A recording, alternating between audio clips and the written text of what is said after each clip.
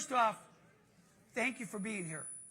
This is absolutely a great crowd turnout, and we appreciate it. Let me just do a couple of quick introductories.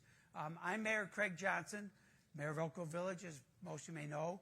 I'm assuming I know there's probably people from out of Elk Grove, so I'm addressing both Elk Grove residents and non-Elk Grove residents. I'd like to introduce our board members that are here tonight from our board. Trustee Schmidt, Trustee Miller, Trustee Jarish, Trustee Laskin. They're here tonight to hear everything going on, your questions, your concerns, and what's going on here in the village. Obviously, they're aware of all this information we're going to share tonight because we've been aware of this for many years, but it's good to have everyone here to be able to see what's going on. Also, our staff here tonight, in particular, our village manager, Matt Rohn, and our deputy manager, Maggie Jablonski. Maggie has done yeoman's job. This presentation tonight, we've literally been working on for 2.5 months because everything you'll see and hear tonight is not only documented or backed up, but it's backed up 50 times over. Because in Elk Grove, we take a lot of pride in giving accurate information and letting you know what's going on. We believe in transparency beyond belief. And everything we get, we're happy to get out to people, let them see what's going on in this. But also tonight, a lot of people in this village that make things happen in a good way for the village. We got our police department here tonight. In Elk Grove, for the folks that aren't from Elk Grove, we back the blue 1,000%. Always, always, always. Our fire department, our public works, our engineers, our administration, finance. Our people in Elk Grove are the best of the best.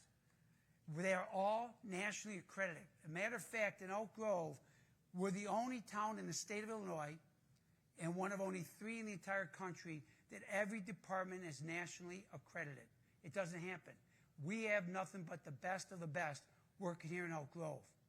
And you see why I'm bringing this up now, later on, why that's available to us that other places don't have that. Tonight, we're coming together as a community. Everyone knows, anytime you read a paper nowadays, listen to the news nowadays, all you hear is data center, data center, data center, data center.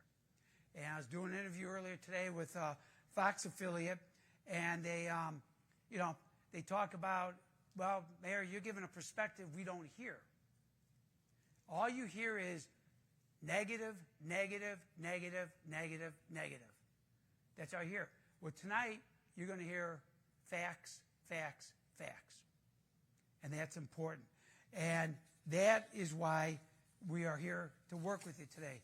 And a lot of this negative stuff, folks, and people know I bring this up many times, comes up from Facebook. Probably 90% of it comes from Facebook. You got people on there, one, they use fake names. They want to say some outrageous stuff. They don't even have the fortitude to tell you who they are. I tell you what I think. You may not like it, but you know it's coming from me. I don't hide behind things like that. And a lot of stuff's not true.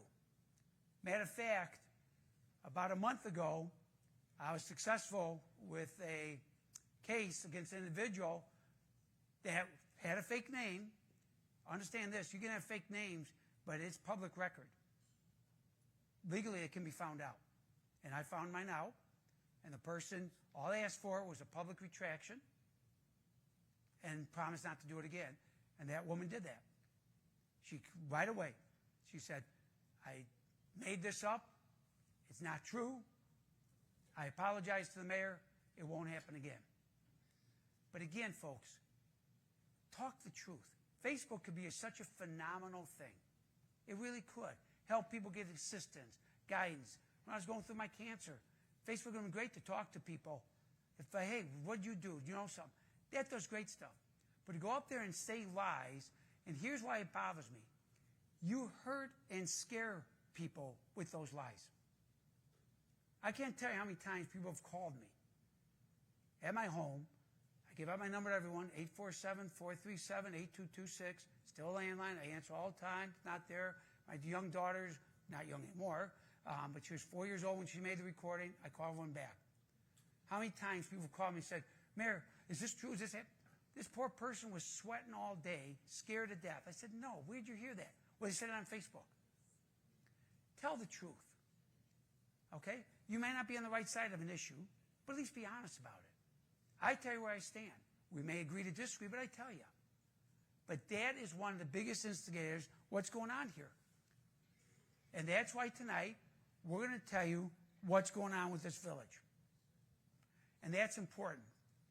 Please remember, Elk Grove Village is home to the largest business park in North America.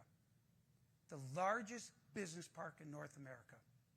We have 66 million square feet under roof, and that's growing. They had an article about Arlington Heights the other day. Arlington Heights has all their shopping area, they have some business areas, they got retailers, they got all that. They're under 16 million. What is that, about 1/5 the size of Elk Grove? Not even fourth? Yeah, about 1/4. That's how big we are. There's almost 70,000 people working in this town every day. That'll fill up the new Bear Stadium, God willing, in Arlington Heights. That'll fill that up. We have that every day coming here to work. We have every kind of business known to mankind in Elk Grove. There's 5,600 businesses in Elk Grove. There's defense contractors out there. You don't want to know what they do. I don't like knowing what they do. But we are prepared and we are able to work with each and every one of them.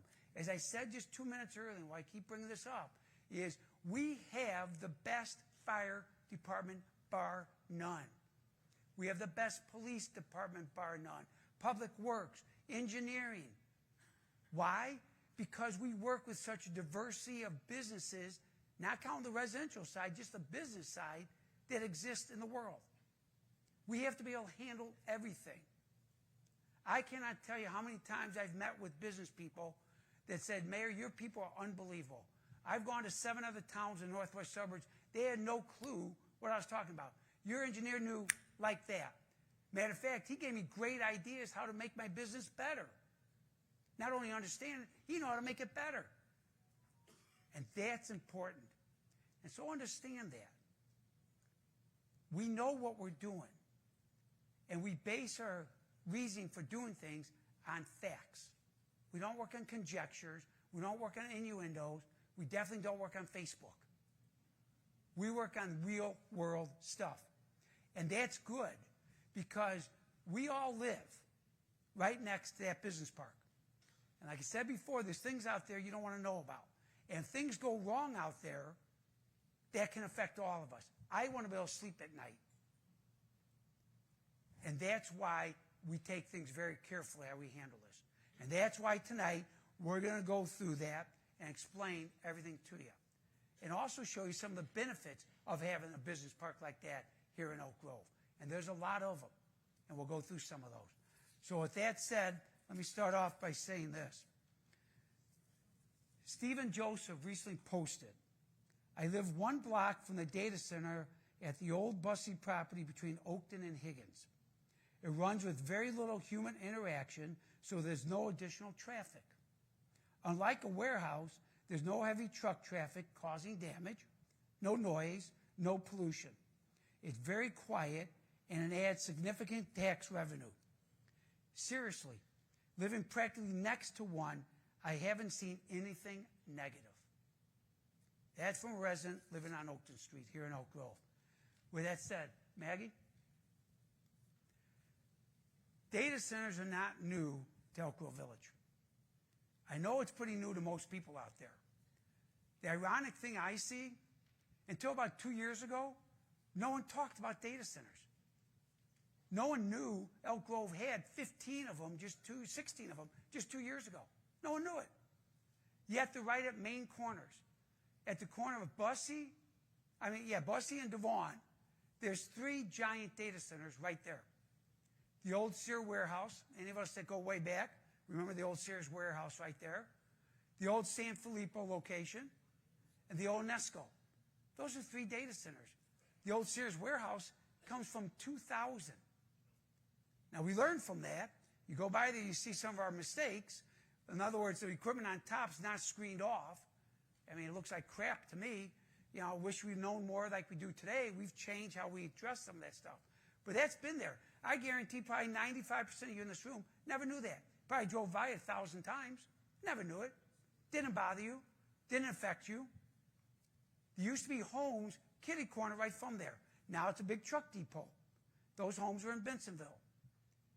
We never heard one complaint in 20 years, because they tore them down a few years ago, build the trucking. They bought and tore down the trucking depot. We never heard one complaint. Matter of fact, Tom, the barber, who worked at Grove Family Hair, cut my hair for years, he lived in there. And trust me, if anyone's going to chirp in my ear, it's going to be my barber. Never did. Never said a word. Oh my God, Mary, we got 3 data centers. It's horrible. It's terrible. It's not a life. Never said a word. And most of you, if not all of you, never would have said a word about a data center just 3 years ago. Matter of fact, in this room 4 years ago this month, we had residents giving us a standing ovation that we were going to put a data center at the old WGN site. And I'll go through that later. A standing ovation, thanking us for that. They were thanking us 2 years ago. I've got all the stuff to show you. But again, no one knew it. Now, for some reason, over the past 2 years, data centers have become the evil empire. They're going to destroy the world. Well, we can fix that problem, and we can start here in Elk Grove tonight. I don't have to worry about it because I don't have one, but everyone that has a cell phone, we're going to have a garbage can come by, and everyone toss I'm not joking, toss your cell phone in the garbage can. Without data centers, they're almost useless. Almost useless. Anyone here with a laptop, iPad? Toss those in. They're almost useless without the data center. Get in your car, drive home, punch on your GPS system. Won't give you directions. They're useless without a data center. Data centers are how the world survives. It's new technology. Am I worried about new technology, AI? Hell yes. I worry about it for my grandkids. But it's a fact of life. That's how we survive. And they've been around. Ours started in 2000. They were here before that. They got exasperated, and one of the biggest things that exasperated them was COVID. Why? No one works in offices anymore. Everyone worked at home. Well, if you're working at home, you got to have a laptop or iPad, something like that, where that information got to be transferred somewhere. Well, what do you need? You need data centers. That exponentially took off. With all the other modern technology going on, it's really growing. And now, all of a sudden, they're a topic of everyone's conversation. And is there mistakes data centers make? Hell yeah. Things they've learned? Yes. Things they need to improve on? Yes. Things we need to do as government to make them work better? Yes. But again, like any something new, it takes time to evolve and get there. And that's why our staff has worked hard for 26 years trying to make them the best they are. And that's why tonight I'm not talking about Lyle. I'm not talking about Aurora. I'm talking about Elk Grove Village. I can't answer for what they're doing. I can answer for what we do here in Elk Grove. And that's what impacts you folks from Elk Grove here tonight. And that's what we want to go through. Maggie. Again, like I said, whether you're FaceTiming or whether you're doing Zoom meetings, I'll give you this. People say, well, Mayor, why do they have to be around here? Can't we put them out in the middle of the desert, out in South Dakota? No one lives out there. No one cares what happens to those people. We only worry about us. Well, here's why. If you don't mind, how many of you use Netflix? Raise your hand. Yeah, okay, all of us. If that data center was in South Dakota and you need a data center to see Netflix and use it, it would take you 30 minutes or longer to download anything.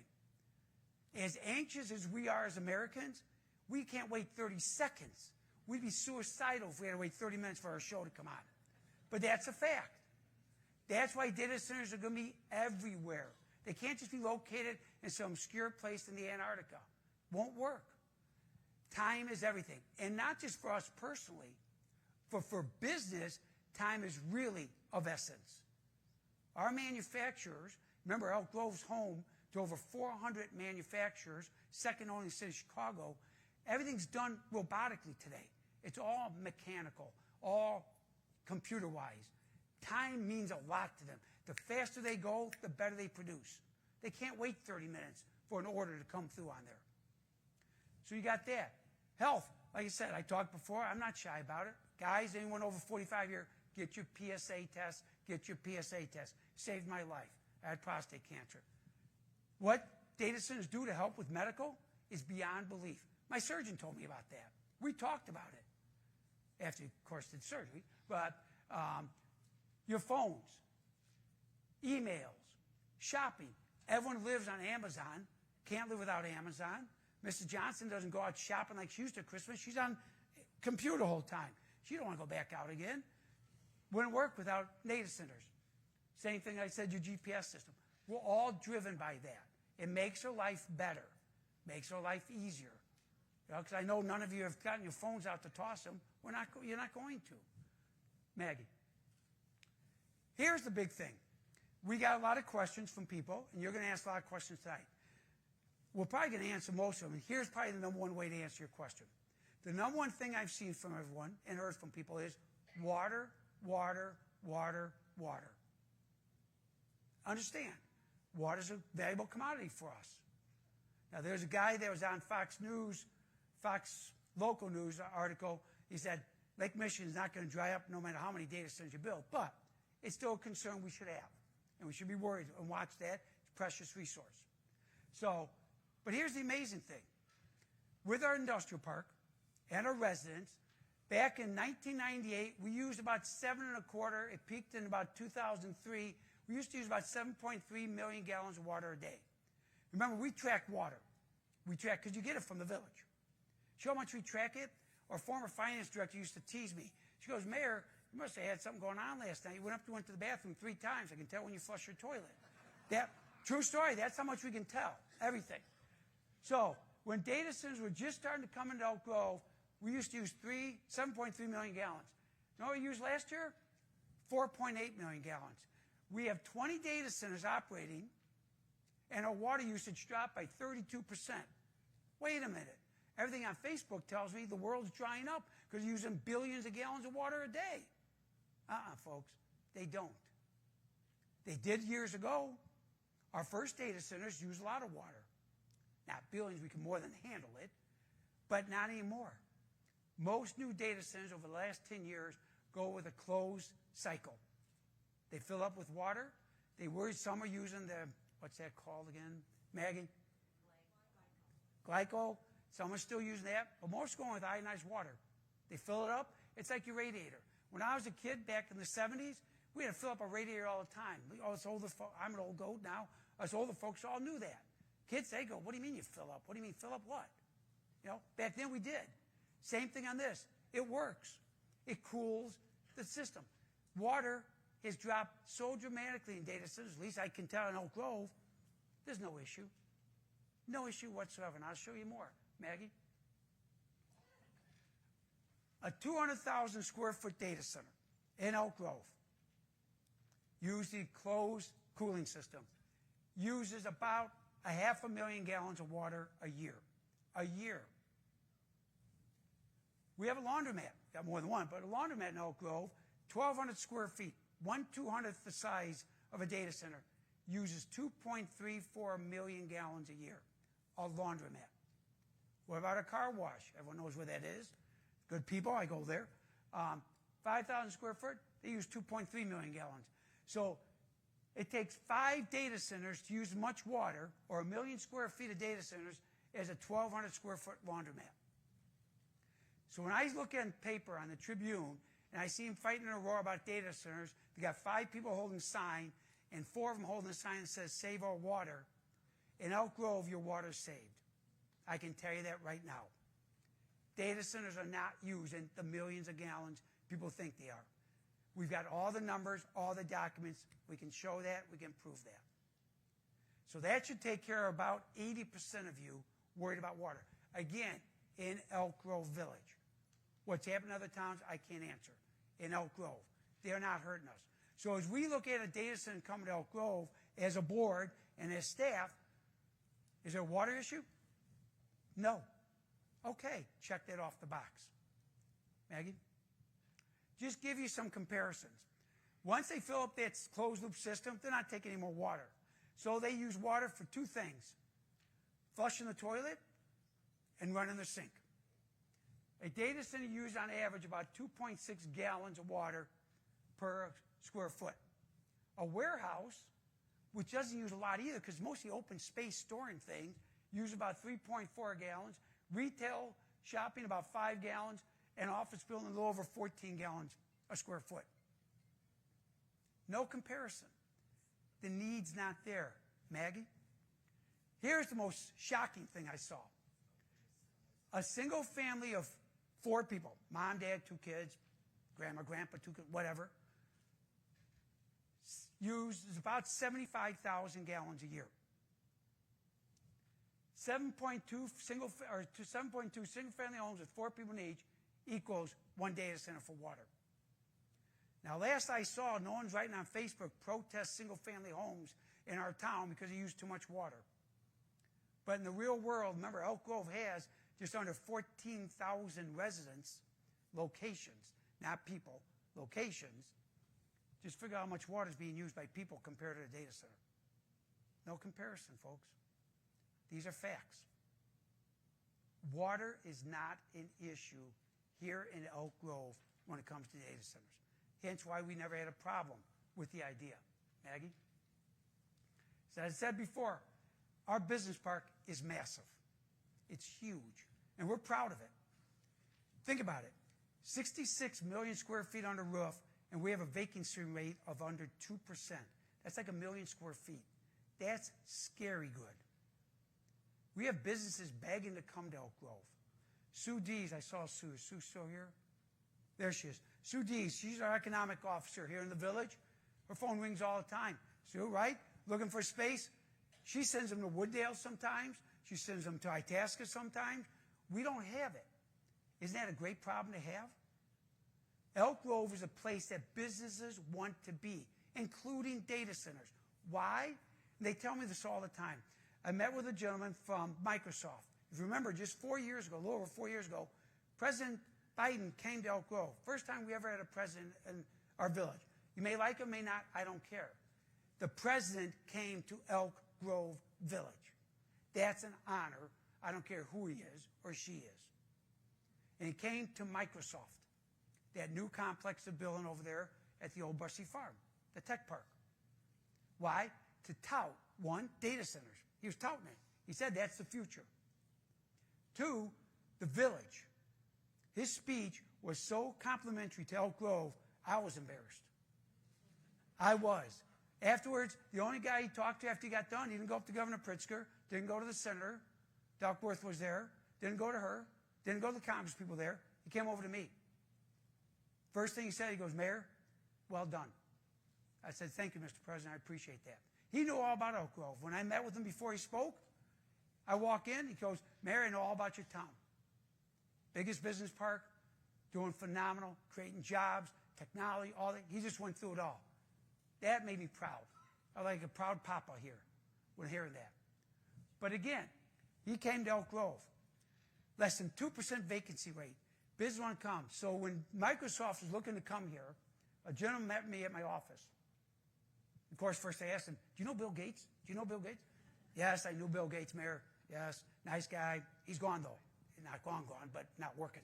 And I said to him, I said, sir, why'd you pick Elk Grove? He goes, Mayor, we could have gone anywhere.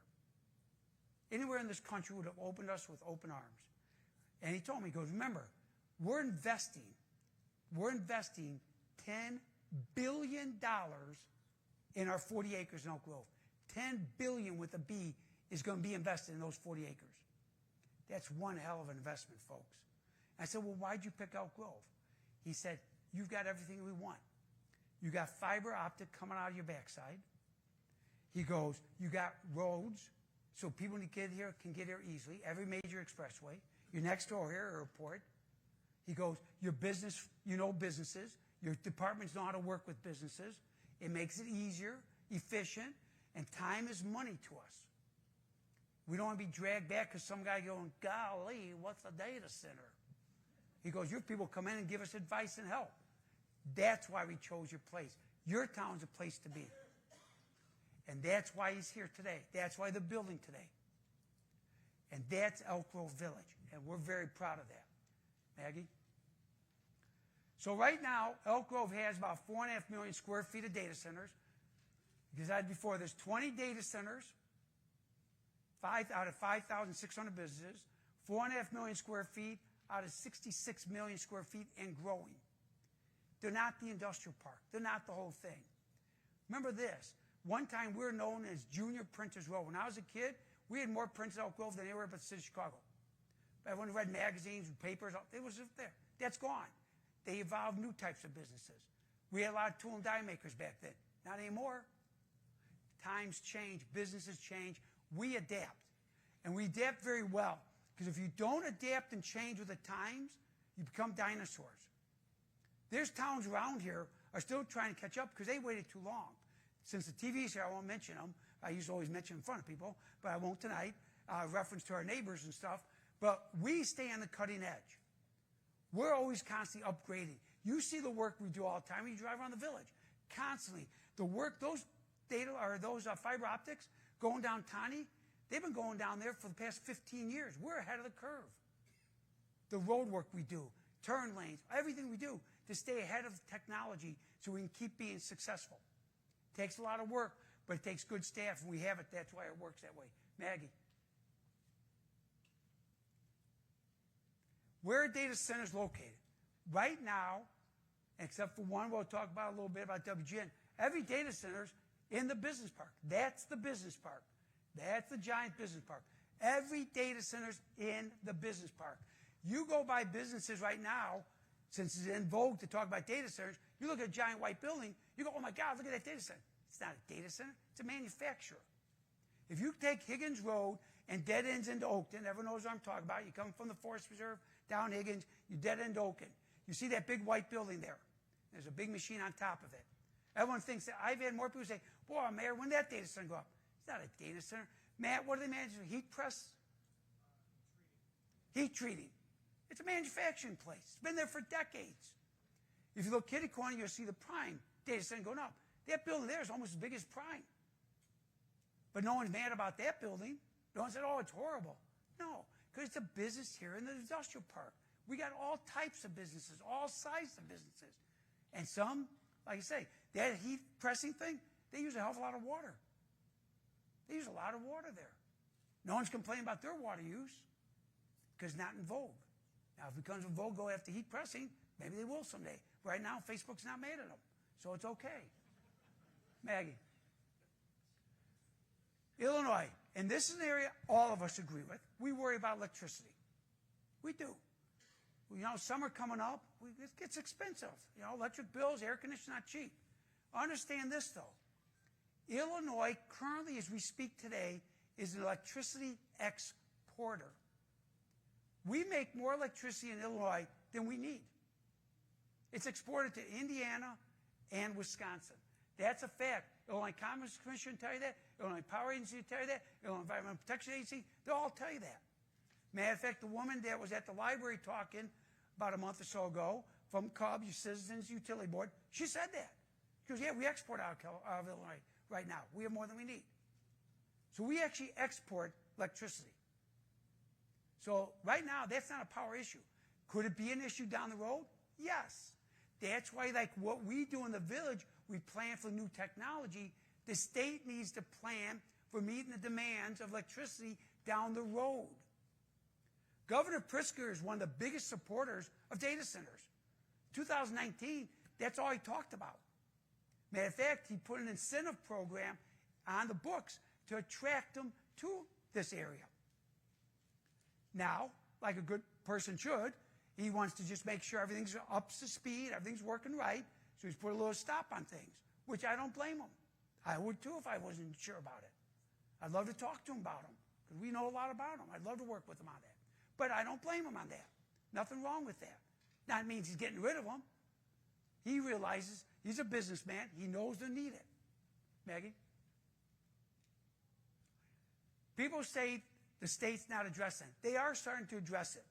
One of the biggest expenses with data centers is the initial hookup, running the transmission lines, getting everything operating, building capacity, the infrastructure. To the Illinois Commerce Commission, ICC, credit, they passed new rules. Now data centers pay their full share, not spread amongst all of us. They pay the cost for that connection. They have to put the money up front. Depending on how many megawatts they want, they pay $1 million, $2 million, $3 million in advance. So the state's got the money, they can pay for it. That's good. We're not opposed to that as a village. We like that. That's a good thing. Same thing as the state studies rates, what they charge electricity and what they charge data centers for electricity. We're not against that. It should be reviewed. Elk Grove's not against that at all. That's a good thing. Maggie? Now, I hear a lot of people say, oh my God, Mayor, my power's going out all the time now. It's data centers, data centers, data centers, data centers. Let me explain.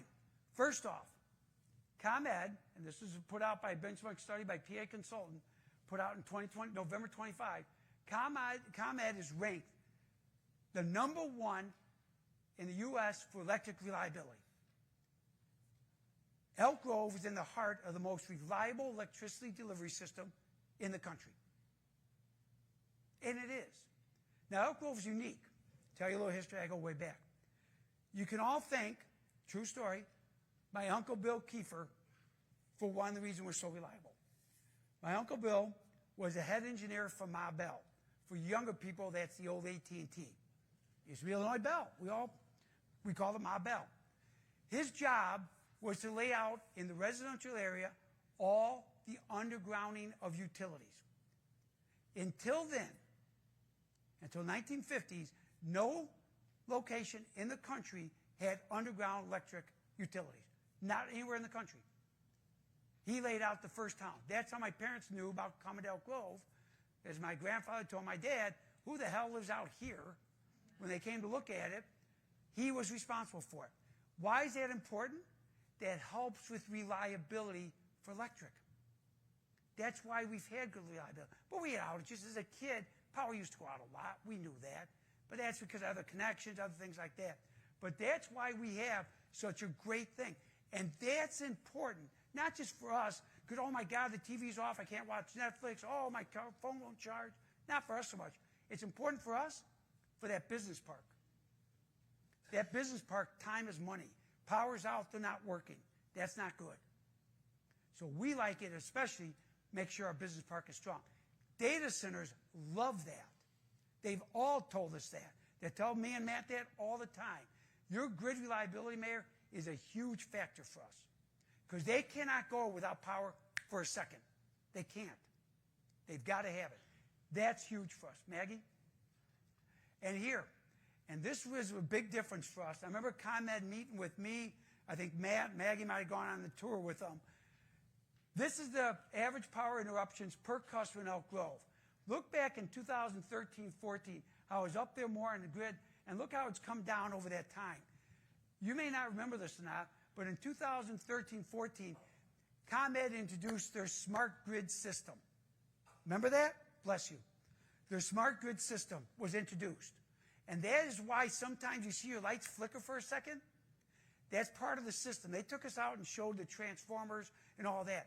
What it is they've now got a system in place that if an outage goes on this line here, in the main box right here, it instantly switches that line to another active line. That's why they call it smart grid. And it's amazing how it works. So when people say, oh, my lights flickered, that's good. Because 20 years ago, your lights would have gone out. They stayed on now. Matter of fact, they're so quick now, very seldom, I'm old-fashioned, I still got an old electronic clock. You know, if the power goes out, it blinks. They go so fast now, it doesn't even blink. It stays on time.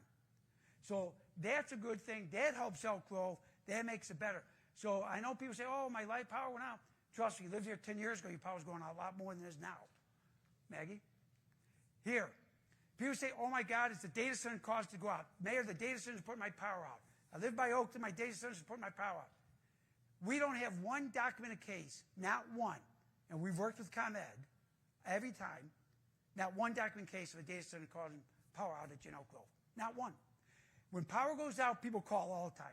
Call me. Mayor, my power's out. What are you going to do about it? Okay, let me find out. What we do, and Matt's one of the key guys that does it, we call ComEd on almost every power outage. And they tell us how many homes, how long, and what caused it. They know. for the most part. There's a few they can't always, but for the most part, they know what caused it.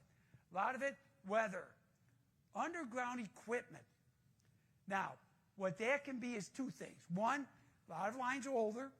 They develop a nick in it. After 20 years, moisture gets in, pops it. The other one is contractors. They're working, they misread the line, whatever, they dig, they cut the line, boom, gone. A lot of it's that.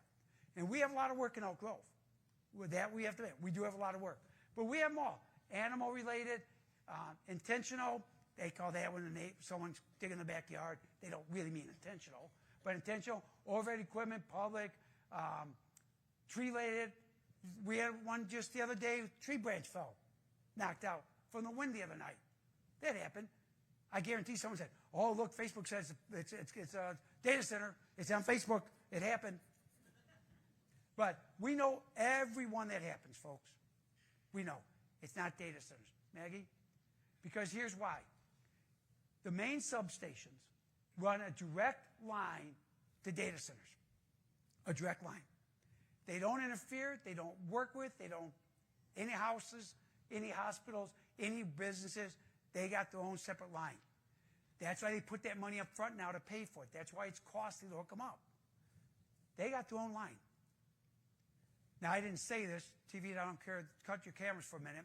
ComEd says if a substation goes out, which we regulate not on data center, but that'd be a huge power outage, their first priority is not the data center. First priority is all the rest. They told us that. They told us that more than once. So we are still the priority. Do we know why they're not the priority? They got the backup system. ComEd knows that. The backup system kicks on right away, they're fine. So that's why it's not data centers. So when Facebook says, oh, data centers go up, not true, folks. We know every outage, what caused it. We know where it's coming from, how long, all that, and we've not had one yet related directly. Now, could a contractor building a data center put a shovel or a backhoe in it? Yes. But that's a mistake by the contractor. It's not because the data center's up and operating. That doesn't happen. Maggie? Now talk about what happens when power goes out. Data centers have generator backups. Because I said before, they cannot have a split second without power. It'll really mess them up. So they can't afford that risk. So data centers have backup generators. The diesel generators, and they're at every data center. Now, I think it was Aurora. They complain because they run the generators all the time. They may. I don't know. I just know what happens in Elk Grove. The data centers in Elk Grove, first off, the generators are Tier 4. Tier 4 is the highest efficient, lowest pollution possible generators that exist. They're required to have those. They're now required to have the Tier 4. Ours have Tier 4. They're required to have them. So generators, unlike what you read, are not causing pollutants out of this area. Now, that same data center was a truck depot with 800 trucks a day coming in with those old diesel engines. Hopefully there's no trucking people here. That would create pollution. That creates noise. The backing up, beep, beep, beep, all that. That is impact. Data centers do not put off that kind of stuff. And they're not allowed to. They're regulated. They've had different tiers over the years. They're not up to Tier 4. They're regulated to have that. And that protects people. Maggie? Another thing people talk about all the time. Jobs, jobs, jobs. Yeah, we love jobs. But even before data centers got going in Elk Grove, at one point this town used to employ about 100,000 people a day. 100,000. We're the second largest employment base in the state after Chicago at one time. Now, we're 65 to 70,000. Not data centers got rid of them. Time got rid of them. Things change. We don't ride horses anymore. We drive cars. Manufacturing is not done the old-fashioned way where you walked into a plant and you had like the oil floating in the air, the grease from the machines and lubrication. You don't see that anymore. It's all done with new technology. Modern technology manufacturing use robotic, computers. It's far different. Don't have as many people. But there's still a lot of jobs to be done. And data centers create great jobs, great union jobs.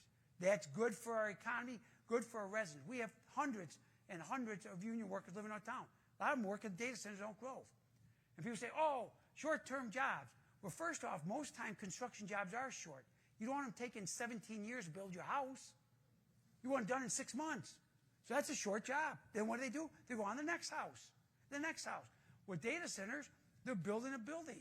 The only difference is this. Most data centers now, coming in most towns, are usually 2 or 3 buildings. Microsoft's on their second, going to start the third soon. Prime's finish up the first one, going to have 2 more coming. Same location with that, but they're going to have them. And what that is? That's a 7 to 10 year commitment. It takes about 7 to 10 years for a data center to build 2 to 3 buildings. Now, I'm not sure about you, but in the construction world, that's a long-term job. One location, 7 to 10 years, that's a third of the guy's work life. That's great. They got one location of this. Remember this too. They're high-paying jobs. Data centers pay very well. So I'm not sure about you, but we've checked the numbers, all this. Right now, this is the low end. Right now, we know for the minimum next 5 years, over 1,000 construction jobs a day, good union-paying jobs, are being done every day here in Elk Grove. These are people that are making money. A lot of them live in Elk Grove. They're going to go to Jewel. They're going to go to the classic cinemas. They're going to spend the money around here, and that's good. They're going to have a house here in Elk Grove, raise their kids. That's a good thing. That's not a bad thing in my books. And that's just the few data centers. There's not that many. It's not like we have 1,000 of them. We have 20 out around. We have a few more coming in. That's a lot of workers for just a few places. If every company had jobs like that, what a world we have. Maggie? They also say not many jobs after they open. Let me tell you something. I'm not sure if you've ever gone into a warehouse. We have warehouses in Elk Grove. You can fire a cannon and not hit anybody in a warehouse. It's mostly trucks coming in. They drop their stuff. They pull out. Some guys watch and make sure. So we have a lot of big businesses that don't have a lot of jobs. A lot of our manufacturing. Not many people in there because today done with robotics, computers, a different world. So data centers, we check. So we talked to a line. That's the one building, you saw the picture earlier, on Northwest, on Arlington Heights Road by the tollway there. And what we asked them, they say when that first building, they're going to have 2 more coming. When that first building opens, it's going to create 24 full-time operation positions, 15 part-time security. Remember, they'll open 24/7. The thing about those jobs, those operation people, those 6-figure jobs. Those are damn good paying jobs. It's not done there, though. It's not done. Because what happens in data centers are, you have a big box. And I'm XYZ company in Ohio. I go and I buy a percentage of that footage, and I put my equipment in that box. It's secured, closed. If something goes wrong, the data center doesn't fix it. They can't touch it. They can't open the door and look at it. Nothing. My employees come in to either fix it or exchange equipment. So every day in a data center, there could be 1, 2, 3 dozen people working there besides the full-time employees. And these are local people. They don't want them flying from California because it takes them 2 days to fix the problem. They want them there overnight in a matter of minutes sometimes. So they have local technicians, live in Elk Grove, Schaumburg, whatever, locally, to get in there and fix their equipment. So they create a lot of jobs that way. Do they count the same as someone working for the company at the site? No. But there's thousands coming into our places to fix their equipment. And that's good local jobs again. Maggie? Go back, Maggie, for a second. Talking about the positions and jobs at data centers. People say, well, data centers are takeaway jobs at office buildings. They're taking down ADP. They took down Citi. They took down Topa. They took down Co-optum. I'm just talking about one over there on Northwest, on the tollway by Arlington Heights Road. No, they didn't. Those businesses were gone with COVID. If you notice, everyone talks about it, office space is gone. Schaumburg had built in their town that giant Zurich blue building there. Last I heard, it's about 20% filled, 25%. Matter of fact, Schaumburg at one time was looking about converting it, some of it, to condos. People live in it. The world's different. ADP at its peak had 1,618 people working there. You know what they've added for the last 3 years? Under 200. They're gone. And the people that are going to leave there now are going over to the Zurich building because they got so much open space. Citi Group, or Citi building, They used to have, that building was filled. They actually, our first bike race 20 years ago, they had a team in it. They had their employees. We're over there doing a kickoff. They're down to next to no one. They're out of there. Same thing with Top Out. They're out. They consolidated. They moved that location. Those buildings are empty. I say, thank you, data center, for coming in. You're taking over vacant office buildings and making them viable businesses. That's a good thing, not a bad thing. Office space is a dinosaur. It's going. That's one reason we need data centers. Pay for people working at home, not at office buildings. So they do help us. Instead of having vacant office buildings sitting there, we got something coming in. Now, Maggie, go ahead. Now, what do data centers do to help out a community? They pay taxes. This is a building that's over by Bussey Road. I won't give exact because data centers don't like us giving out too much information where they're at and all that. There is a logistics place there. Logistics, the new word, trucking place. There's a truck depot place. And that place was fully operational. It was working. It was not a business. It wasn't half empty. Fully operational. They relocated. Well, when they relocate, the last year they were there working fully operational, they paid about $540,738 property taxes. A data center bought that building. They did not add 1 square foot onto it. They used the existing shell of building. They made it into a data center. Because the investment in it, the equipment, the expense behind it, their property tax bill for the same building 3 years later was $2,125,399. Quite a jump. 4 times as much. Some of the newer data centers are paying anywhere to 6 times more than if we put a warehouse or a logistics company there. They pay a lot more in taxes. What does that mean? That's not just for us. That helps pay schools, parks, libraries, county, all the other governments get the benefit. So now District 59 gets 4 times as much money. Not 1 student comes out of that building. Not 1 expense to that school district comes out of it. Matter of fact, my oldest son, TR, is the president of District 59 board. He said to me a while ago, he goes, Dad, do you know how much data centers pay us in taxes? He goes, God bless them. He goes, thank you. So he talks about it all the time. Maggie? Again, no schools added. That's the new Align building going in. No students, no residents using parks or library, minimal truck traffic. That's what's nice about them, like I said before. There's no truck traffic. You have, right out here, if you go out of here and go to the corner of Devon and Raleigh, in Itasca, they got that brand new big truck terminal. There's hundreds of trucks a day going in and out of there. People, there's a woman, I'm not sure if she's here tonight, it was at her last coffee a couple weeks ago. And she goes, Mayor, is there anything you can do? The noise is beyond belief. She backs up to Raleigh Road. She goes, the noise is beyond belief from all those trucks going in and out of that depot there in Itasca. Nothing we can do. That's noise. That's impact. Like I read that statement earlier, you don't have those trucks by them. That helps. Highly secure facilities. Their security is beyond belief. They don't like it when we even talk by their names because of that secure conscience. They're worried about it. High issues with security. They're very safe. Our police, chief, I don't know where he's at, probably never get a call there. They don't need them. They got security people and the fence, everything beyond belief. As far as fire, they've got some of the most advanced fire suppression systems in the world. They're great. They work close to their fire department, and obviously they have worries about things. You know, they got batteries. There's a lot of things. We're always trying to make it better and safer. But they are far ahead of a giant warehouse filled with cardboard as far as fire risk goes. They are the ones doing it. So we don't have many problems. Our people don't have to service them, don't have to help them. That's a plus. Saves us tax dollars. Maggie? Give you an example of what data centers do as far as the impact financially to a community.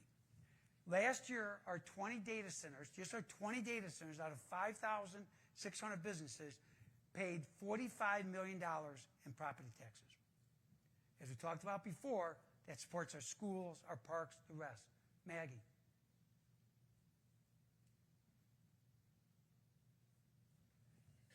Here's the thing that shocked us. Actually, Matt found it, and we were shocked by it. Data centers pay over $1 million in sales tax. Go, why do they pay sales tax? A lot of equipment that's delivered there It's point of delivery tax consequences. Matter of fact, 3 of our top 25 sales tax producers are data centers. And we think we're going to see more as time goes on. So we actually get sales tax, something we never even imagined we get. Maggie? Permit fees. Last year alone, we set an all-time record in permit fees. 2 years ago, we set an all-time record.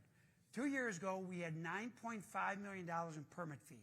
Permit fees for when you go build a room addition on your house. Well, buildings get built for businesses.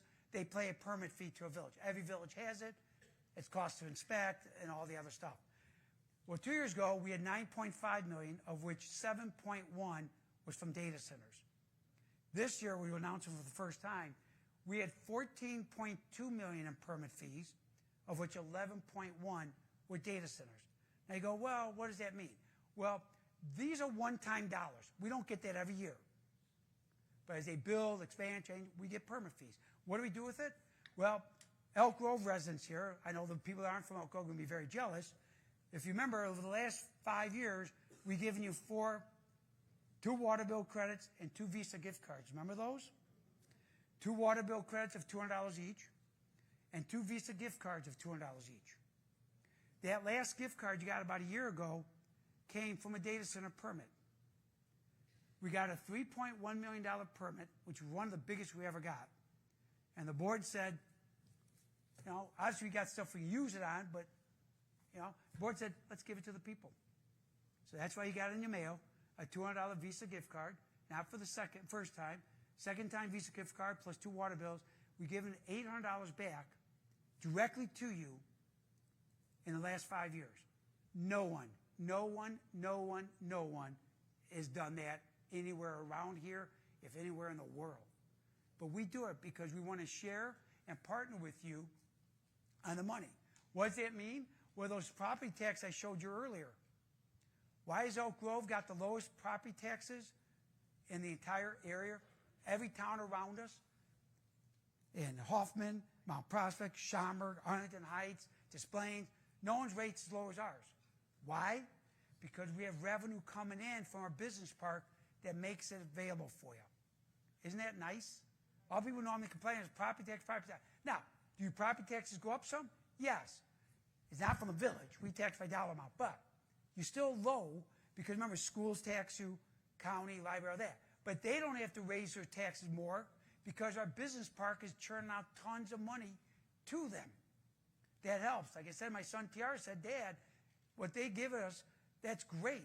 That means 59 don't have to charge as much as they may have because these guys are kicking a lot more money. That helps offset the needs, the cost. That's huge for us. And yes, we like the money. We have a business park not to lose money. We wouldn't be around long. We have a business park that, one, creates jobs for people, creates businesses for not just create jobs for people, but also for the owners, and it makes money for the government. Let's be honest, we need money to run. So that business park helps all those different businesses, school districts, library, parks, village. That's great. So we're not mad they make money. We should be happy. We should embrace them. When you read on Facebook, oh, God, they're making money. That's good. You don't want people going bankrupt. We wouldn't be around long. That's a good thing, folks. Maggie.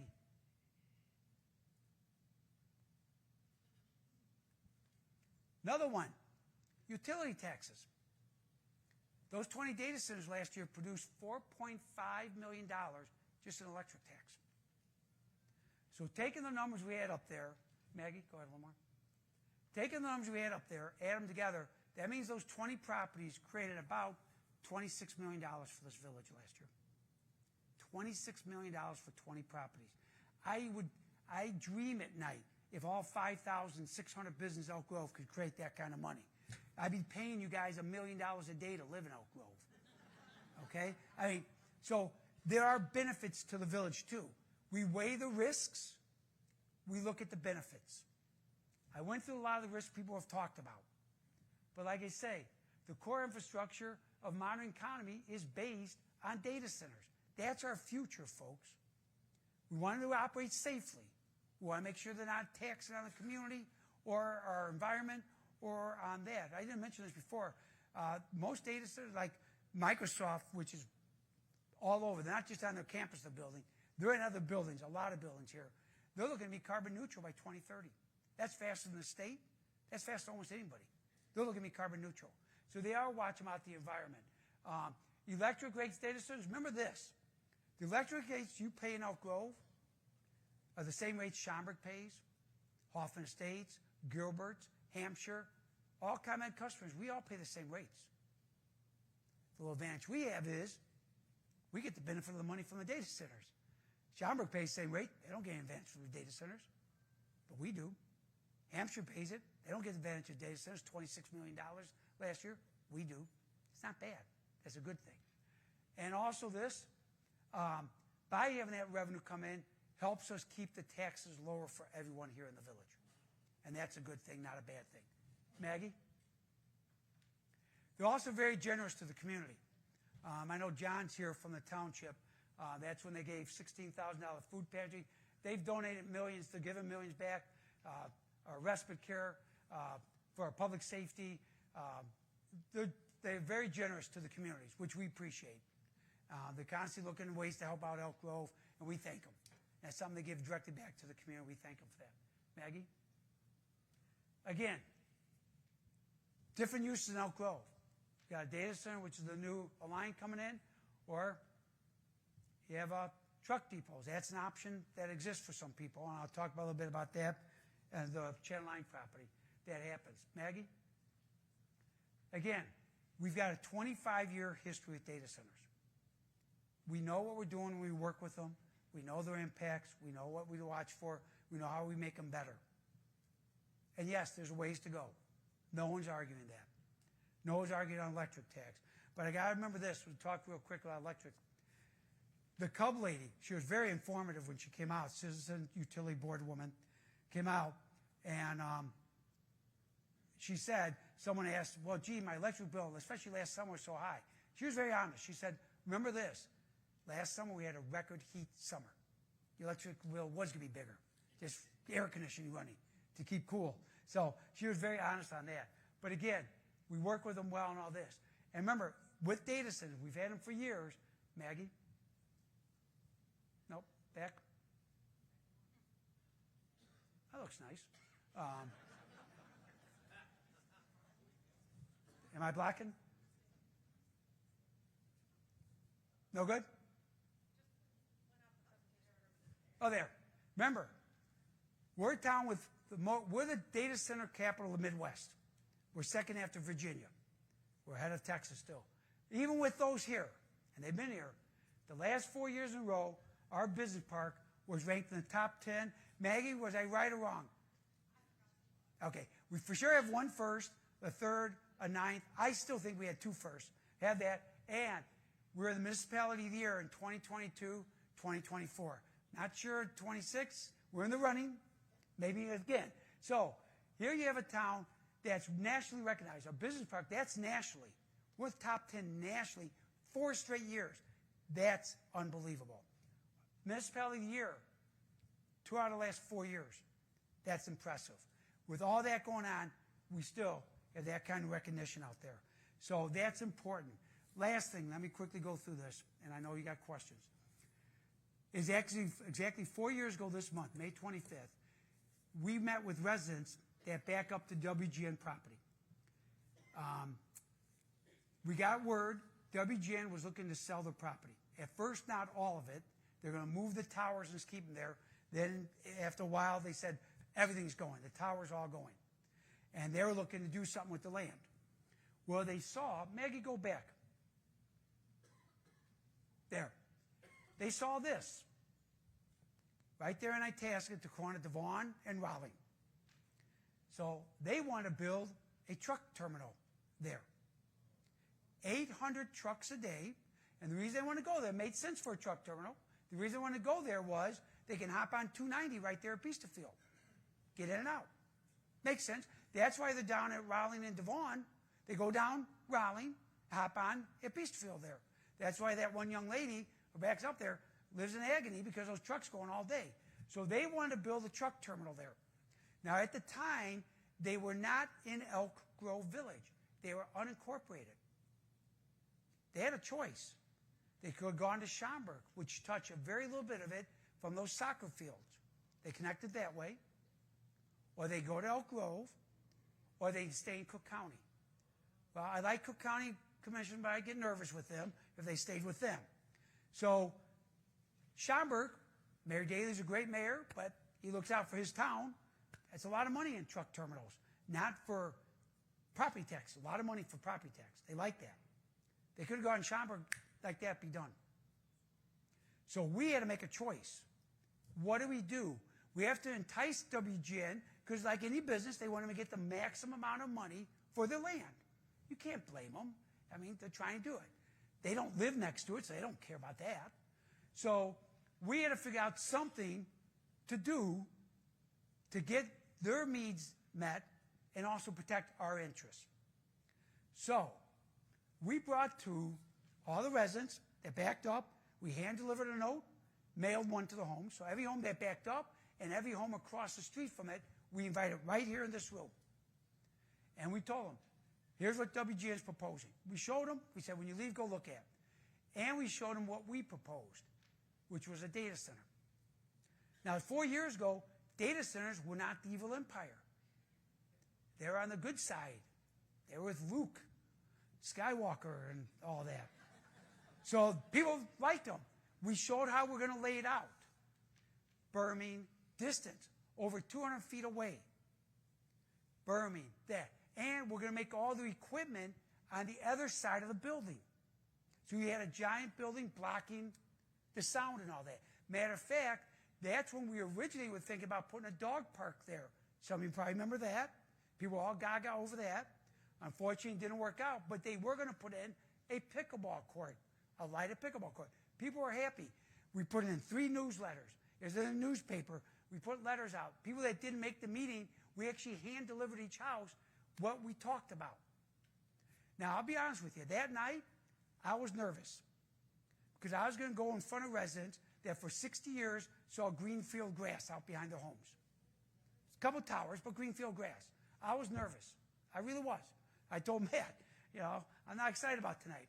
We went through the presentation, showed them what's coming. After we were done, we got plenty of people witnesses there. We got a standing ovation from the residents thanking us for a data center coming. Thanking us. Now, for the next 2 years, we went through all the process, public hearings, all the details, got more information out to homeowners. We finally approved everything, got everything set in 24. Up to that point, not one person in this village objected, was concerned, was upset. Not one. Now, because the evil empire descended upon us, everyone's all upset. Oh my God, a data center's coming. Data center. Nothing's changed from what was there before that they all liked. But they heard rumors. Oh, the water. Oh my God, the noise, the generators, all that. Tell you something real quick. I was talking about generators. I didn't finish. I apologize. Remember we talked about like a raw noise. Our generators in Elk Grove, you know how long they run on average per month? 40 minutes. A lot of them just 10 minutes. They test them once a month between 8 a.m., 4 p.m. on a weekday. We were talking to a line, they test 10 minutes. So you're talking less than an hour, if not less than a half hour, a month for the generators that everyone talks about. The noise is horrendous. They don't even know it exists because they test so little. Now, could they come on if there's a power outage? Yes, they could. So how do we address that? Just like we did at T5 on Oakton, that gentleman that lives there has never heard of a problem with it.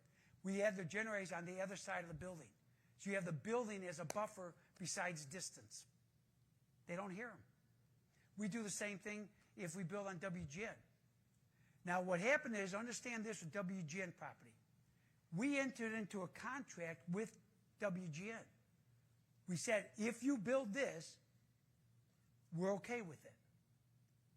If we go back to them and say, okay, now, you're working with the evil empire, you can't build a data center, they can get out of the annexation and go to Schaumburg and put that right there if they want to. Or go to the county, put that right there if you want to.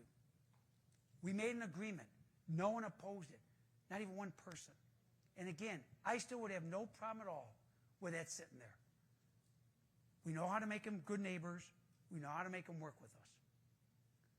So with that said, Maggie,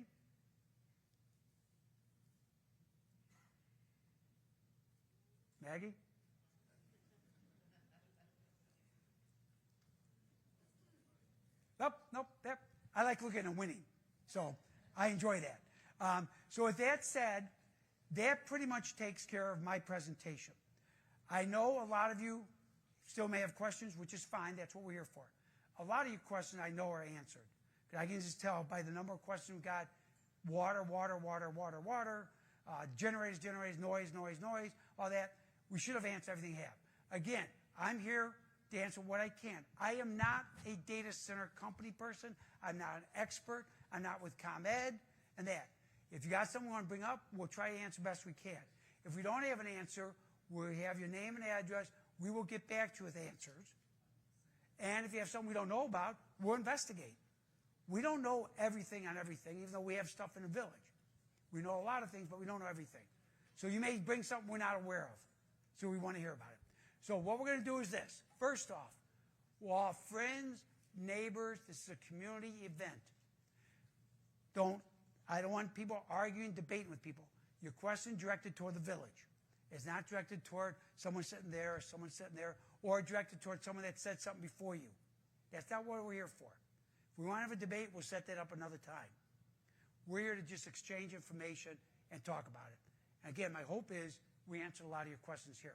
So all we're going to ask you to do, because it is a formal public meeting, because the board's here, all we ask you to do is come up, state your name, your address. You don't have to give us the number. Just say, hey, I'm from Smith Street in Itasca. I'm from Briarwood Lane, Elk Grove. That's fine. That's all we ask. So whoever, sir, thank you. Got us started, our first one. James Arthurs, Indiana Lane. At the very beginning of your presentation, you talked about the 20 data centers we already have in the city. And then you compared it to all the rigmarole and propaganda that's going online now, as if there was no difference. So I have to ask you a couple questions. One, of the 20 data centers that we have in Elk Grove, how many are accelerated data centers or built for AI? Okay. And how many of them are traditional data centers? Great question. First off, we have not had one data center campus buildings built for AI. Not one. But they're very honest with us. What happens, like I said before, is they buy a space. Now, could someone come in and put some AI equipment in there? Yes. Has it happened really? Not really, and here's why. AI uses an extraordinary more electricity. They would know that. Because each data center is built with a certain capacity. Our data centers are not built with AI capacity. The ones we have going now have not been built that way. Now, but they said, Mayor, I'm not going to lie to you, we don't know exactly everything.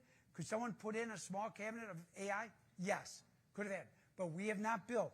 Those are mostly going on, from what we understand, bigger campuses. Yeah, traditional. Which we don't have. We don't have that kind of land. Great. So I can tell you this, it will not be an AI campus at WGN. So because that's a bigger piece of land that's going to be available. So tonight we're talking about a data center being built at the WGN or a different data center? I'm talking about right now, we don't have them right now. But if something comes to WGN, if the WGN goes data center, we're not looking to put an AI campus there. So we're not looking to have them build an AI campus. We don't have any built now. So, I understand there's none built now, but the question is what we're here discussing tonight are future data centers, correct? Right. So are you saying that none of the future data centers that are being proposed are going to be AI right data now, centers? None have been proposed. But could they propose it? Yes. And that's something we have to address. But again, AI is reality. It's eventually going to be everywhere. I understand. I'm a supporter of AI. Right now, we have nothing set for it. I understand. Right. But to compare standard data centers to an AI data center is not a fair comparison because AI data centers use 10 times the power, 10 times the water, and all of your comparison that you're doing tonight doesn't really address the AI data center, which is what is going on in the internet. Okay, but not Right. with us. I That's what I'm saying. understand. In Elk Grove, I'm telling you where we're at today. Yeah. Yeah. But we're here to talk about the future, right? Yeah, we're talking about what's going on now. Okay. And what happened. Could it come in the future? I can't say yes or no. We don't Okay. know. Nothing's been, we don't have anything coming. No campus coming like that. But could someone come 5 years from now? Maybe. I'm not going to say yes, no. And the world's changing. In 5 years, you might say, we want AI. Because that does this for us, does this for us. But right now, we have none of that built. Nothing's operating in Elk Grove like that now. Okay. Thank you. Thank you.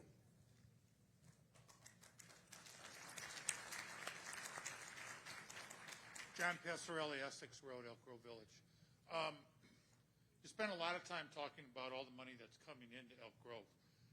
Nothing was mentioned, and I don't know, you know, are we giving financial incentives to these companies through TIFs and other matters from Elk Grove Village specifically, and how much is it and why is it? We give incentives to more businesses than you can ever imagine. Yeah, We're no. the king of 6Bs.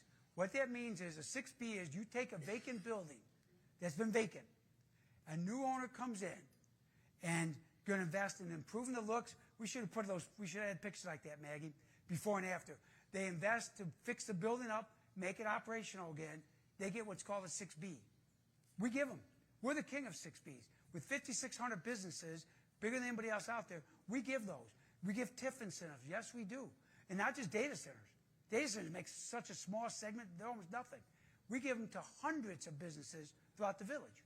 And that's what keeps our business park going, because we're competing every day with Texas, with Florida, with North Carolina. Illinois is a tough state to do business in. And if we don't give incentives to help make it worthwhile to come here, we won't survive. Now, with that said, we still have, with what we do to help business come here and stay here, we still have the lowest taxes. We still have the lowest. We still give out gift cards.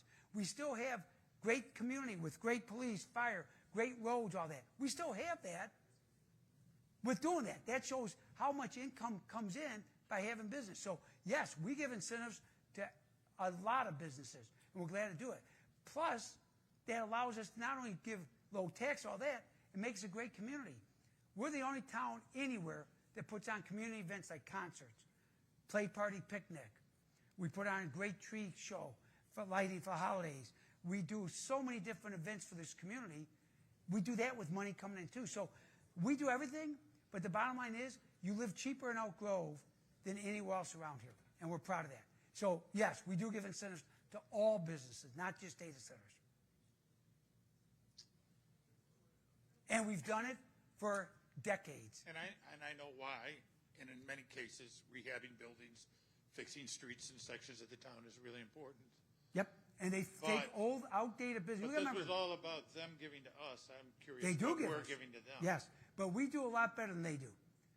Because we got the best. We got the best taxes, best departments, police, fire, all that. And we still got, it's the cheapest around. You live cheaper in Elk Grove than any town around here. We do that analysis every year. And that's because they're here. If they weren't here, you wouldn't be doing that well. And remember this, we're not the only town that does that. Every town gives away that stuff. Every town does 6Bs. Schaumburg just approved another TIF district over there by. All towns do stuff like that. I understand that. Yeah. I just thought it was a little one-sided. No, It's it goes they're both giving ways. us this, they're giving It us goes this. both ways. You know. Yes, We're getting you're an right. ice skating rink that, got a tremendous incentive. Yep, If it was viable, if it made business sense, why did they need an incentive? because it wasn't viable, make business sense. Because So look at that. was it government's responsibility to? That set vacant. He's talking about the hockey rink going in by there. That area set vacant for decades. Okay. We had Aldi there, didn't make it, moved down the street. We had other business there. We had a restaurant one time, didn't make it, moved. Now, what happened when we gave incentive? Not only is a hockey rink coming, guess what? Culver's all of a sudden is coming to that area. Oh, guess what? Dutch Brothers Coffee's all of a sudden come to that area. That wouldn't have happened. Yes, thank you. That wouldn't have happened if we didn't work with them. That would still be a vacant corner sitting there useless.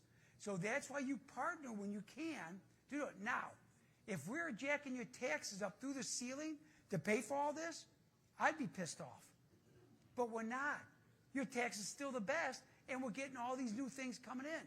Trust me, people are more excited about Culver's coming than anything else. And I am. My cardiologist doesn't like it, but I'm excited. But that would not have happened without the hockey rink going in. Dutch Brothers would not have happened without the hockey rink going in. So it's a partnership. And again, we're not asking you to pay more in taxes for it. The revenue's coming in from others to help pay for that.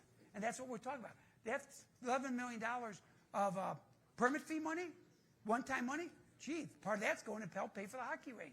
One-time expense to get them in there. Remember, the hockey rink's paying the money back, too. The loan we gave them, they're repaying. Interest-free loan, though, right? Interest-free loan, yes. For 20 years or Yep. something. And we get all that money back. It's not given to them and gone. They pay us back each year. Yep. But that's a good question, sir. Thank you. Next, ma'am. Hi, my name is Cindy Strickland. I live over by the high school. And I just have a question. Do data centers in Elk Grove Village have large-scale battery energy storage systems on site, like so that the bulk grid doesn't have to absorb erratic energy spikes? They have, well, the only backup system I know of, they have the generator backup systems. The other part of that, I'm not sure about. But, yeah, that I'm not sure about. Okay, thanks. Thank you very much. Go Grins.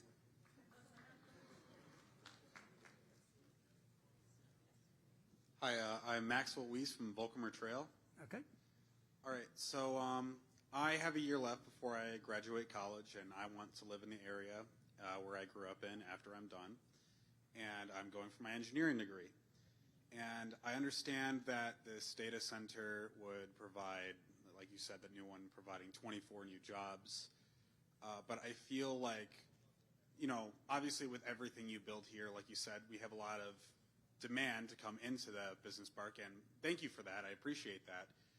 But I feel like the opportunity cost we use by having a lot of energy use, a lot of space being taken up by these data centers, and I understand it's not as much as other businesses, I understand that, but for the low amount of jobs that are coming in compared to what you get for the space, I feel like it would be better spent with all this demand that you say that we have coming in for a manufacturing facility, a design center, machining, because in that kind of essence, I would, and many others who are trying to come out of college, university, and start a life in the cities, for a lot of young people to come in, won't have that opportunity if you build a data center, because those type of jobs won't be there.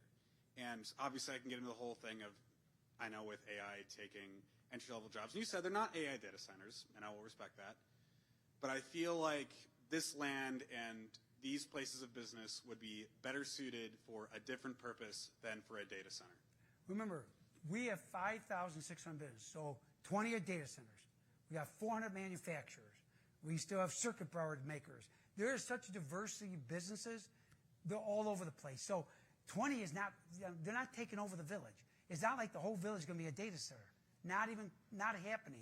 It's a small segment of our business park. And again, no one here, they can come and complain. We have 20 times many manufacturers. That's horrible. We don't want manufacturers. Get them out. They're not doing that. We have diversity, so they're there. But now I'll give you an example. You talk about jobs. Manufacturing, we have some new high-tech manufacturers at the tech park. 30 years ago, there would have been 500 people working in some of those buildings. Nowadays, 30, 40. It's all a new way of manufacturing. So no, job numbers aren't what they used to be. Now, we do have one company, Creative Works. If you go at holidays, you buy those plastic candy canes full of candy. They make the candy canes, they fill the candy in it. They have hundreds and hundreds of employees. They're still doing things one way. But most of our places, again, one time, we had 100,000 people. When I was mayor, 100,000 people working Elk Grove. Now about 65,000. They don't all go because of data centers. They haven't been here that long. There's not that many. Just the world of work has changed dramatically. So having 20 data centers is not going to cost you a job. There's plenty of other ones out there. Matter of fact, there's a lot of jobs out there. So that's going to be there for you. So we like diversity in our business park. The reason we're successful, I didn't bring this up before, real quick, folks. I apologize. I go back and forth. Remember during COVID, Schaumburg, Rosemont, they were dying. Those towns were literally dying. Why? They relied on retail shopping, entertainment, hotels.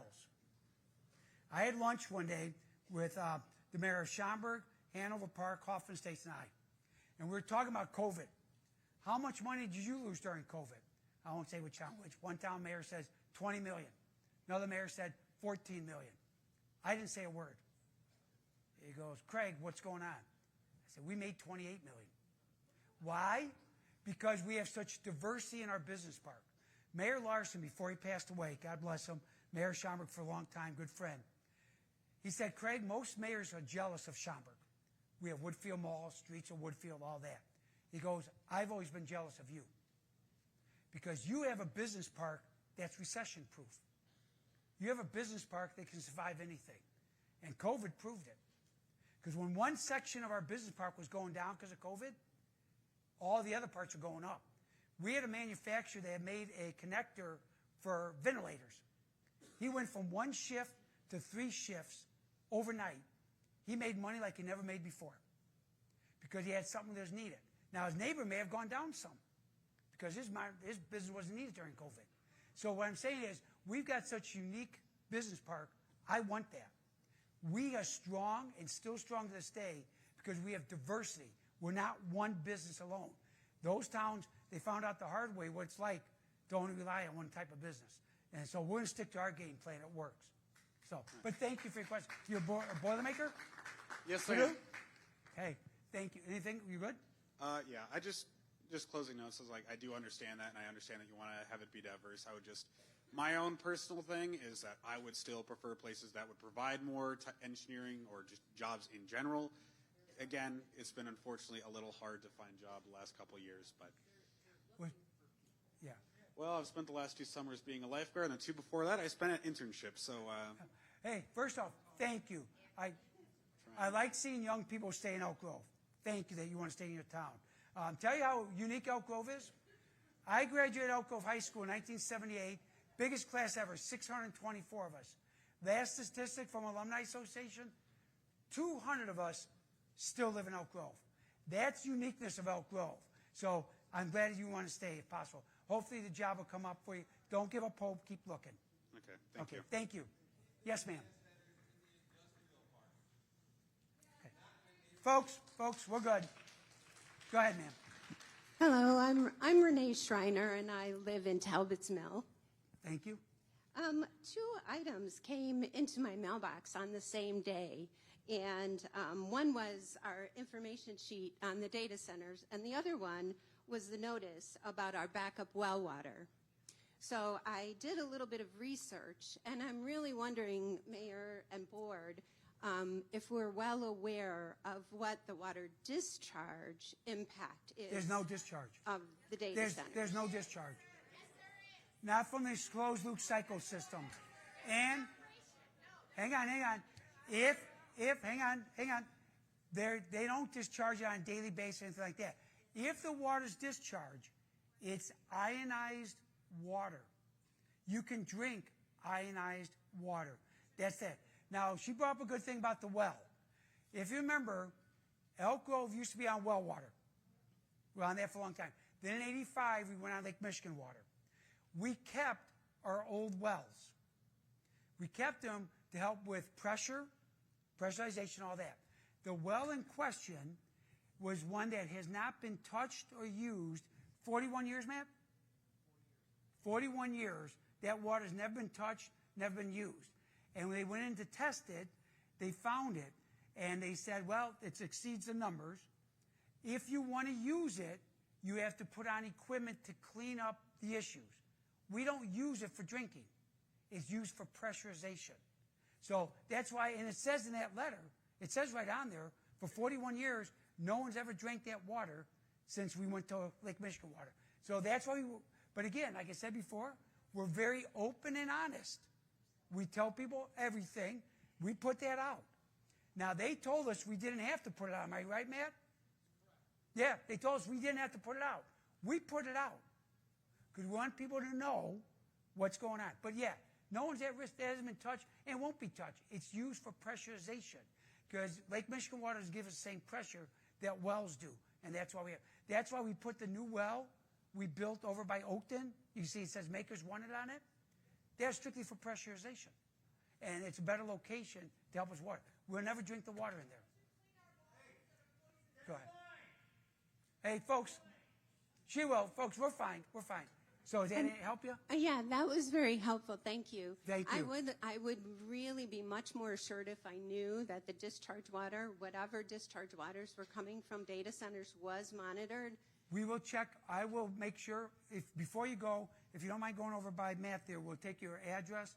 We will get you an answer on that. Great, yeah, because Right. evaporation in particular creates the kind of water, exactly the kind of water, which causes radium to be leached out of the rocks, which is what put the radium into the water. I'm not saying that the data centers are putting the radium. No, I'm I saying understand. that they're creating the type of groundwater that will then cause the radium to come out of its natural resources and into our water system. And I'm sure We'll check that. if we're going to be maintaining any kind of backup well waters, okay, that we would want them to be potable. That's why we test them, yes. Potable. Yeah. We'll check. But if Thank you don't you. mind, Matt will we'll get an answer for you. Absolutely. Thank you. Thank you very much. Appreciate it.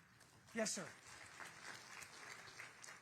Hi, my name's Daniel. I live near Circle Bay.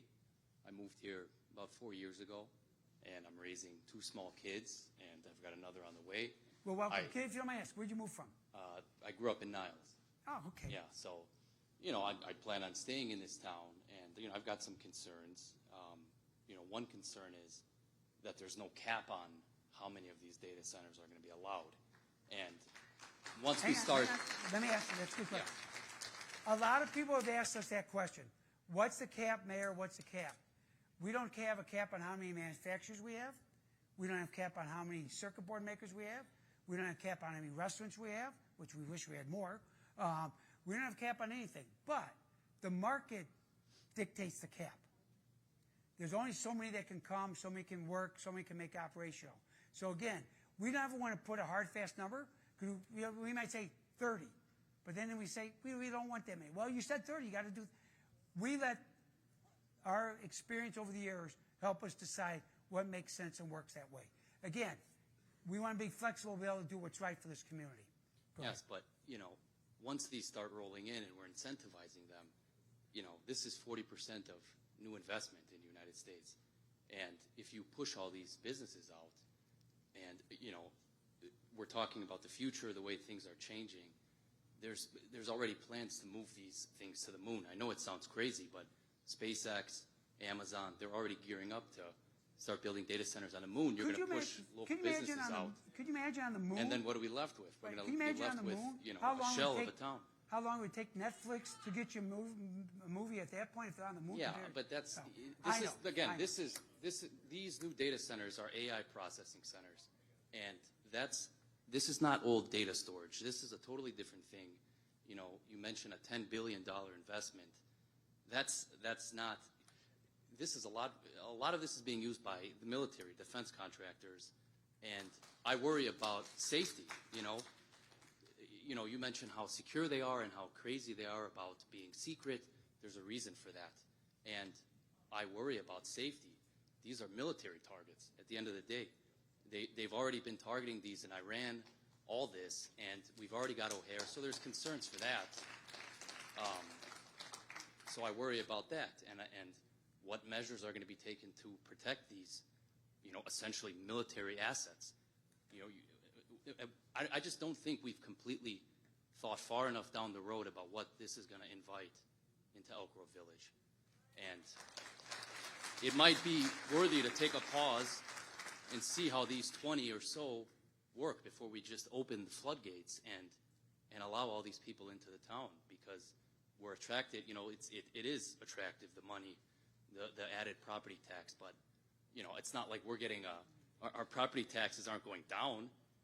We have a large surplus of property tax from the data centers, but we still don't know what it's going to be spent on. I mean, you say schools and parks, that's important, but that's not going to consume all of this money that's coming in. So it would be nice to see a more detailed view of what we're getting, sell us on this. If this is so important and if it's going to change the town, then we really need to be sold on this. And I think we should think about the future a little bit more. Okay, thank you. I appreciate that. Yep. Thank you.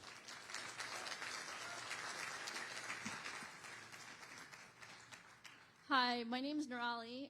I've been born and brought up in Elk Grove for all of my life, and I would love to ideally settle in Elk Grove in the future. Couple of things that you brought up in your presentation today, which was very pro data center centric, I have qualms with personally because not everything on Facebook is fake news, especially when you're seeing real life citizens in the U.S., not just Elk Grove Village or Schaumburg, living the daily life of being near a data center, whether that's AI data center or data center centric. I know we have a business district filled with a bunch of data centers, but as you have cited here, this one is going to be impacting the residential district of Elk Grove. And as someone that lives there, I have a lot of concerns regarding the health impact of living near a data center. There's been lots of citizens that have reported living near AI data centers or data centers in general have uprooted their entire lives. For example, it's caused dizziness, nausea, vertigo, sleep disruption. They've gotten hearing loss just from the data centers themselves. It's causing them asthma as well. So all of this, especially with that, and then also impacting, we see the data center near Salt Lake City.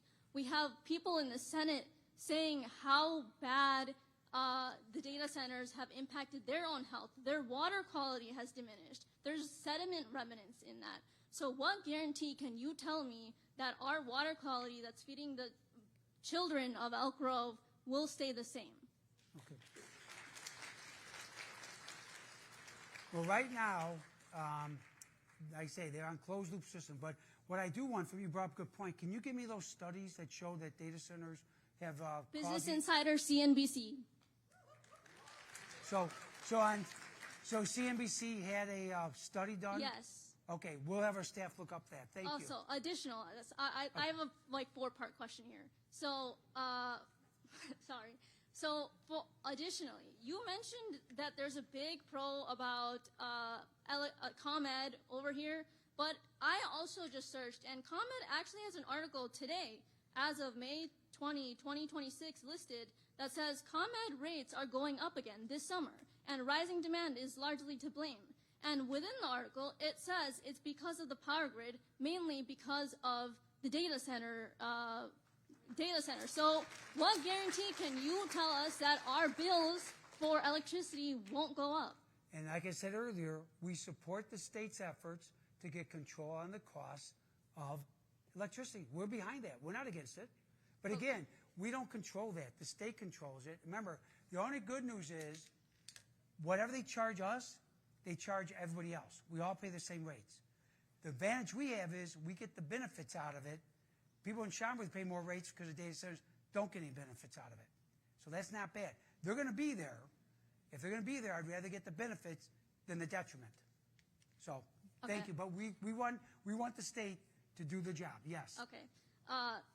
And then also, data centers in general impact wildlife. We have Bussey Woods, which is a very well-known forest preserve. So a lot of articles and studies have shown that data centers create heat pockets where you can see the increase in temperatures with the surrounding area by upwards of 20 degrees. So has that been factored into how that will affect our Elk Grove wildlife? Yes. We've heard about it anywhere from 15 to 20 degrees. The only study we found, which was not peer-reviewed, and they did not share their data on it, said it went up 3.6% or 3.6 degrees. It was in Spain. That's the only one we saw.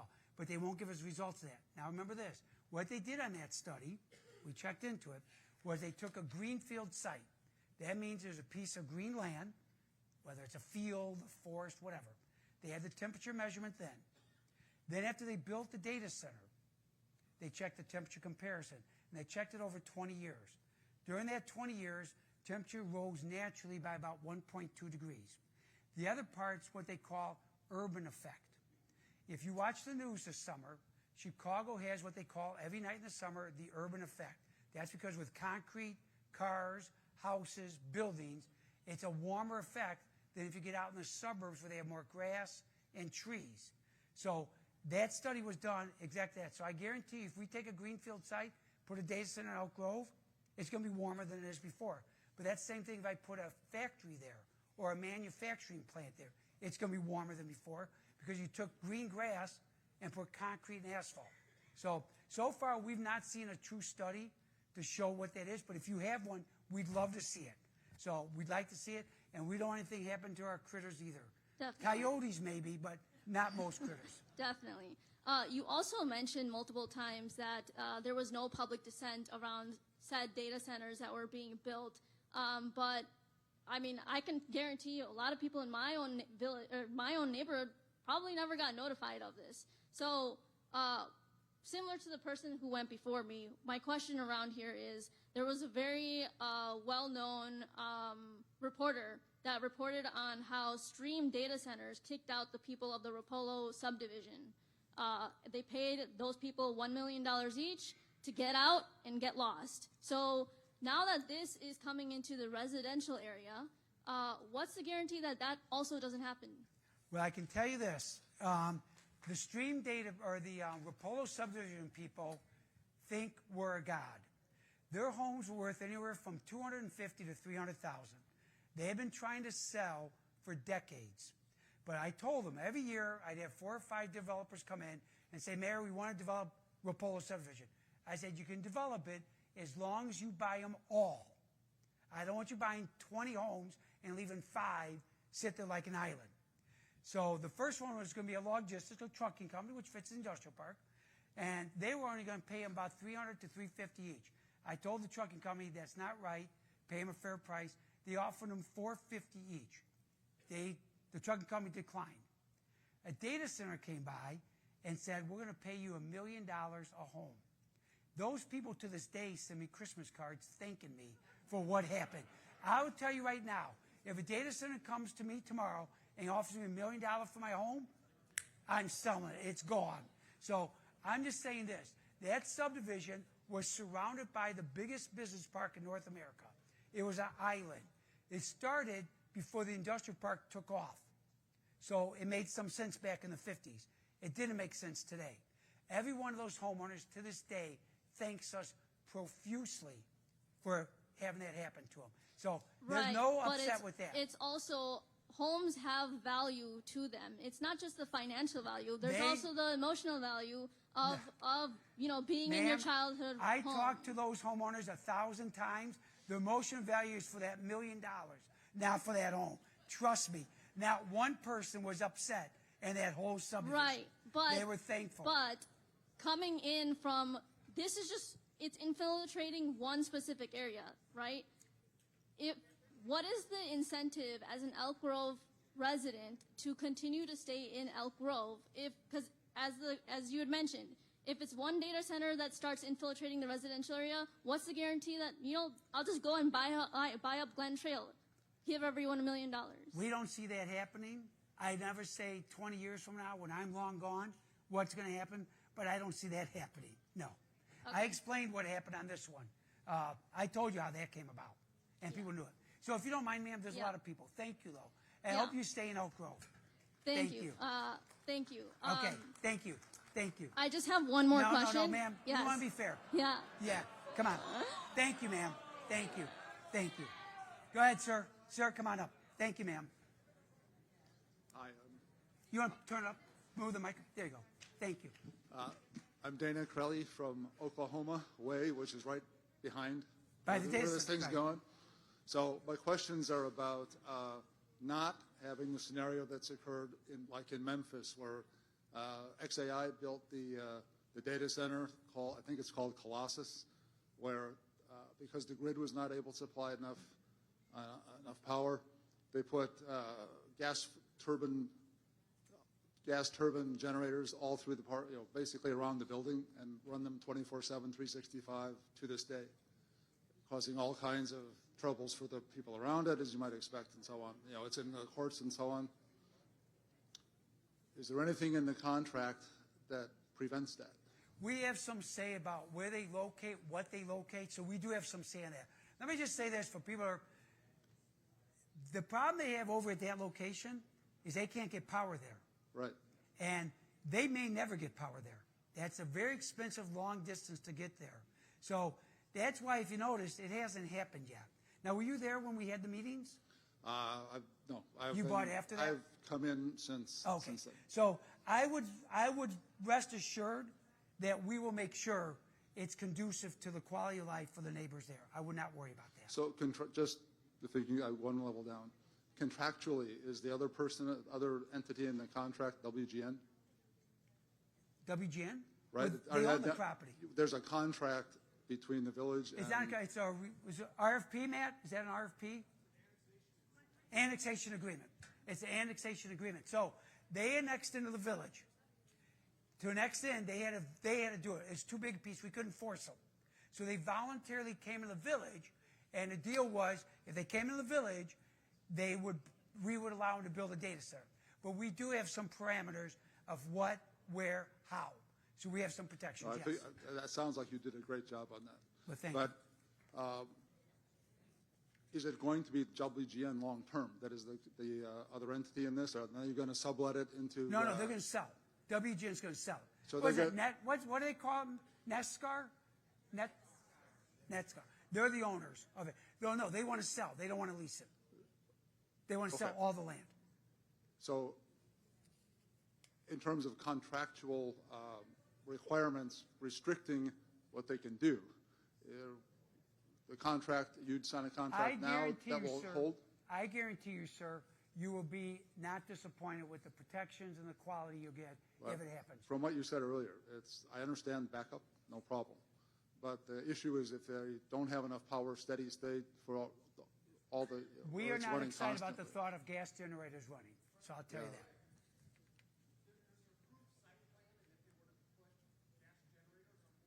We have to approve it.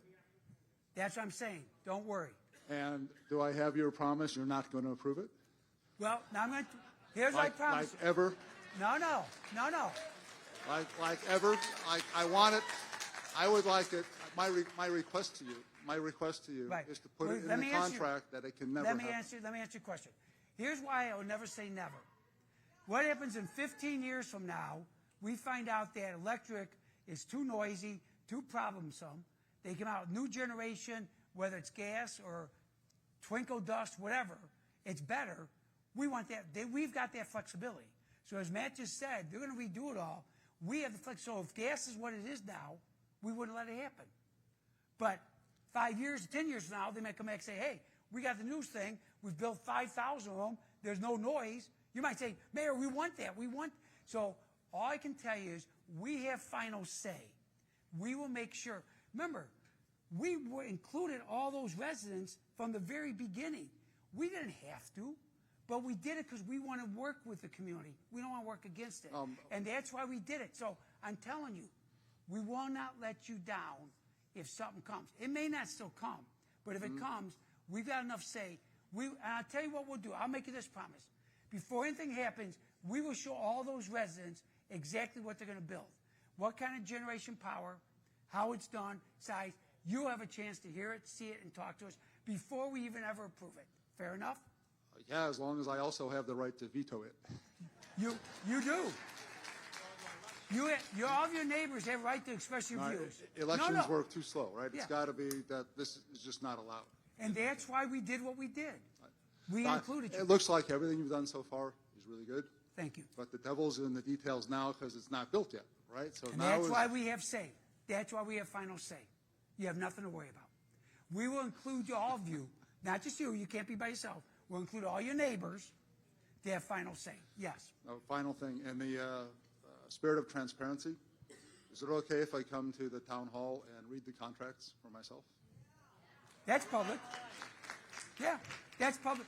That's public. That was actually posted. That's cool. Yeah, she'll send it to you tonight or tomorrow. Yeah. I we'll can see do it Friday. Can we do? We will put it online. Huh? Ma'am, so you know, it's already online. All of our documents. Ma'am, all of our documents are online already. So it's on there. Yeah, you can do it. So it's on there, sir. If you want to, go by. She'll tell you how to find it. Thank you. You're good. Ma'am? Yeah, so I am pretty anti. That's my opinion. I think that. And you are, ma'am, if you don't mind? I'm Jenny Gladden. I'm on Elk Grove Boulevard in Tawney, right by the business park. By the way, and it is loud. Hang on. Good news for you. You're by Elk Grove Boulevard in Connie. Yeah. Tuesday, folks, watch our board meeting. We have a special announcement coming up that you're going to love that's going on the old church property right there at Elk Grove Boulevard. Okay, I was hoping it'd be a dog park. Huh? No, it's not going to be a dog park. No. You're going to like I don't even have a dog, but that you're would going be to like fun. what's coming. Go ahead. TBD. All right. So I'm very suspicious of anyone Sure. who makes over $1 billion, including our governor. But I like him. He's fine. But my point is, your information here is fine, but although antiquated, right? It's old data from 20 years ago. It doesn't really apply to the data centers that are going here. You're calling them data centers. They're really not. Everything that's going in is going to be AI. They're not really telling you. They also might be polluting. They're not really going to tell you. They'll probably self-report. They're probably not going to tell you. They're going to take more than they give. They're making billions of dollars. If anyone has looked up the NVIDIA's Q2 reportings, they made 57 or 56% more than last year. Billions and billions and billions of disgusting money. And we're getting $2 million. Okay, fine. But my point is, what happens when they lie to us? They destroy our environment. They take advantage of our society. What recourse do we have? Probably the same recourse they have as the manufacturers in town do that. So to us. nothing. Yeah, I don't know what that recourse yeah, is. I'm actually I don't looking for know. an answer. I don't know if we have one. Right. But again, that's why we do our homework the best we can. I just don't feel like And- any homework was done. Okay, a little.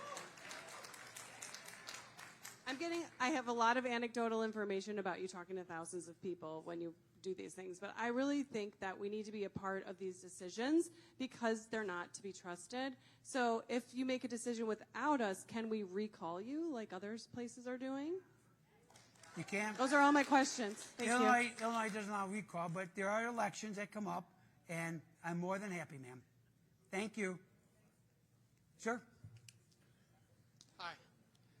I'm Mike Lunda, Oklahoma Circle, so I'm right down the street from the previous gentleman. And I was here 4 years ago when we went through the meeting, got the personally delivered information there. I want to maybe thank Maggie, I don't know, you for Maggie. Yes. Information on the data center that came. And I have investigated too. I'm an engineer. I worked in the oil refining business for 40 plus years. And cooling towers and water and cooling have come a tremendous way in the last 20 years. So the old evaporation towers that were used 30, 40, 50 years ago, now the glycol circulating, like a radiator is true from that standpoint. So I think people can rest assured there won't be pollution, from water, and the water won't be used from that. I do, and want to thank you for sending out the information. It was very good. You filled a lot of gaps. Just a couple things to clarify. Here where it says data centers currently, this is on page 3 of the brochure, data centers currently under construction will create 1,000 jobs. They said on average, you clarified, over the next 5 years. I thought I heard earlier today you said it was roughly 7 to 10 years to construct a data center. Not one data center. Most data centers today are going like 2 and 3 buildings, like a little campus. Okay. The time frame to build those is 7 to 10 years. But give you an example. Microsoft has been being built already for about 6 years or so, and they're just on building 2, not even on building 3 yet. That could be longer than 10 years. But on most part, it's usually a location for 7 to 10 years, and data centers confirm that with us, which is good. That means those workers, those good union jobs, are going to the same location for 7 to 10 years. That's good. Okay. So you said right now we currently have in existence 20 data centers with a few more coming in. Potentially. Okay, but we got 2 years ago 9 million in permits, and last year 11 million. No, 2 years ago we got 9.6. Last year 14.2. Okay. But 11.1 was data centers. So how many new data centers are currently under construction or have been approved? Under construction, 5. There's 5 now. That's part of the 20. Okay. Or that's new, or that's 5 new ones under construction, right? Okay, all right. On top of the 20. All right, and then on your summary and back, where you said there's only 20 out of the 5,600 businesses. Right. That's 1 out of 280, or about a third of a percent. Where from a land use standpoint, there's 4.5 million square feet occupied out of the 66. That's about 7%. Right. So the question I have is, do we have more vacant land available in the industrial park, or would additional data centers beyond the 5 displace, warehouses and light manufacturing? They go both ways. That one I showed you with the property tax from 21 to 24, they took an existing building and converted it to a data center. So the problem with actually a good problem to have, Elk Grove land is worth so much money. I mean, they're paying, the sad part is, they're paying $2 and $3 million an acre now for land in Elk Grove. That's scary and stuff. So it all depends what they want to do. But they're not alone. We have manufacturers coming in, buying 2 and 3 of the old buildings over by Higgins Road and Orange Heights Road, the original industrial park. They're buying 2 and 3 buildings, tearing them down and making a new one manufacturing building. Matter of fact, Mario Gullos started construction on Higgins there at Gordon stuff. He tore down 2 buildings, and he's building 2 brand new buildings right there on Higgins, manufacturing buildings. So that every day we got hundreds of businesses come and go and Sure. talk. Okay, so basically the industrial park is landlocked there. Yes. And it would be like an old house you tear down and put up a big one for that. That's happening. Yep. And it makes sense because the old docks were only 10 feet, now they're 18. So they're trying to adapt to, and that's good because like I said before when I spoke, we don't want to be a dinosaur. Right. We want to stay up with the times. Okay. I don't want to pay to do it. Let the private sector pay to get new buildings. All right, but you will manage the growth and expansion like you always have. Yes. All right, thank you. We've done good. Thank you, sir. Next, sir. Hi, my name is Arthur Lorenz. I live on Trowbridge in Elk Grove Village. And there's 2 things I'll say. The noise from the data centers aren't from the generators. They're going to be from the cooling towers. Generators only run once a week for 30 minutes, so I wouldn't worry about that. And they are closed-loop systems. My thing is that my electric bill has been going up and up and up the last couple months, and I would say maybe year. And when you look at ComEd's website, it does say data center usage is one of the driving factors for increase. Now, I know you keep saying, oh, we pay everything, everyone pays the same in Illinois. I don't believe that because every time I talk to other people that live in further suburbs, they're not getting increases. So. It's Northern Illinois. ComEd customers all pay the same amount. Yeah, but is that for delivery or is that for usage? That's delivery and it's your bill. I don't know. I get my bill each month. I pay it. But there's always a number game that everyone plays, and now we're getting every peak, resident pays the same. We're getting peak, and we're getting everything else. But ComEd, every resident pays the same rate. Okay, so if we keep building more and more data centers, but again, when will it stop? Data centers are here. Yeah. Now, we can say, like some town said, not in my town, which is fine. They're still going to pay the same electric bill whether they build a data center in their town or they build in the town next to them. They get no benefits of the data center in their town because they're not there. We get the benefits. The benefits we have is ours are basically all built in the industrial park, the biggest business park in North America. Yeah, we're not, I get it all. They're going to come, sir. They're not going to stop. So if we keep building more, and we're not building them. I'm going to check with some people, and I'm going to ask them to bring me their electric bill because I understand a lot about construction. I actually built the first 4 buildings in there. Oh, did you for Brennan? You worked I worked for Keeley. Oh, Bill Keeley. Okay, good. Good guy. So I understand construction. I understand all of it. But every time I look at it, and everyone keeps saying, oh, we're just all paying the same about on our ComEd bill. The residents. But our bill keeps going up and up and up. And it's going to keep going. And my power does flicker because of the data centers. Because I live on Trowbridge. I'm right by the ones in Itasca. I'm pretty sure I'm getting flickers. Those aren't operational yet, I don't believe. 2 of them are. They're on number 3 building. They're operational? Are The you 2 sure they're filled? Wait, The data, they may be built. They may not be filled. That's what I'm saying. The 2 buildings are filled and operational. Okay. NTB? But it's not, they're separate transmission lines. I know they cannot are. affect at all. It's Oh, impossible. no, I trust me, I talked to the ComEd guys. Yeah, well, I'm just telling you what the facts, but that's fine. But, we'll agree to I disagree. mean, I'm just saying that if we keep going on, maybe you need to go in with some other communities that keep building these data centers and tell the government. And again, we may not. Let's go. We may Let's not know. build some more We may power not know what's plants. going to happen in the future. We may not build it. We don't know. I'm just telling you why we based decision on why we've not stopped them for 25 years. They've been good neighbors to us. When our electric bills are, $1,000 a month, then You'll be all gonna paying crying. $1,000 a month. You may, if you may. I know I got $400 in January, so But what I'm my saying usage is, was less. data centers are going to come, whether they come to Elk Grove or not. They're going to come. They're not going to stop. If Elk Grove says no more data centers, they're not going to go away. You're in a position to stop them. So They we might. can't stop them, ma'am. Ma'am, we're not in a position. They don't come to Elk Grove. They don't come to Elk Grove. They'll go to Itasca. They'll go to Wooddale. They're not going to go away. So Maybe they might. okay, go ahead. Thank you. Tell Bill I said hi. Hi, Mr. Mayor. I'm Matt Fitzgerald. I'm from Mount Prospect. I know I'm the guy not from Elk Grove here, but Welcome to Elk Grove. You may move to Elk Grove well, after seeing. I married somebody from Elk Grove, so Okay. I hope that counts. Yes. I run a technology company, and I have my servers located for my small business in Elk Grove at one of the data centers.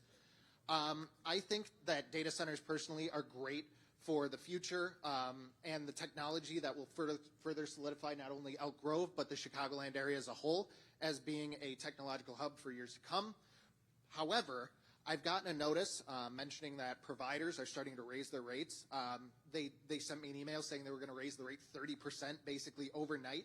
And I'm seeing basically some of these additional costs trickling down to the people who are really buying the services from these data centers.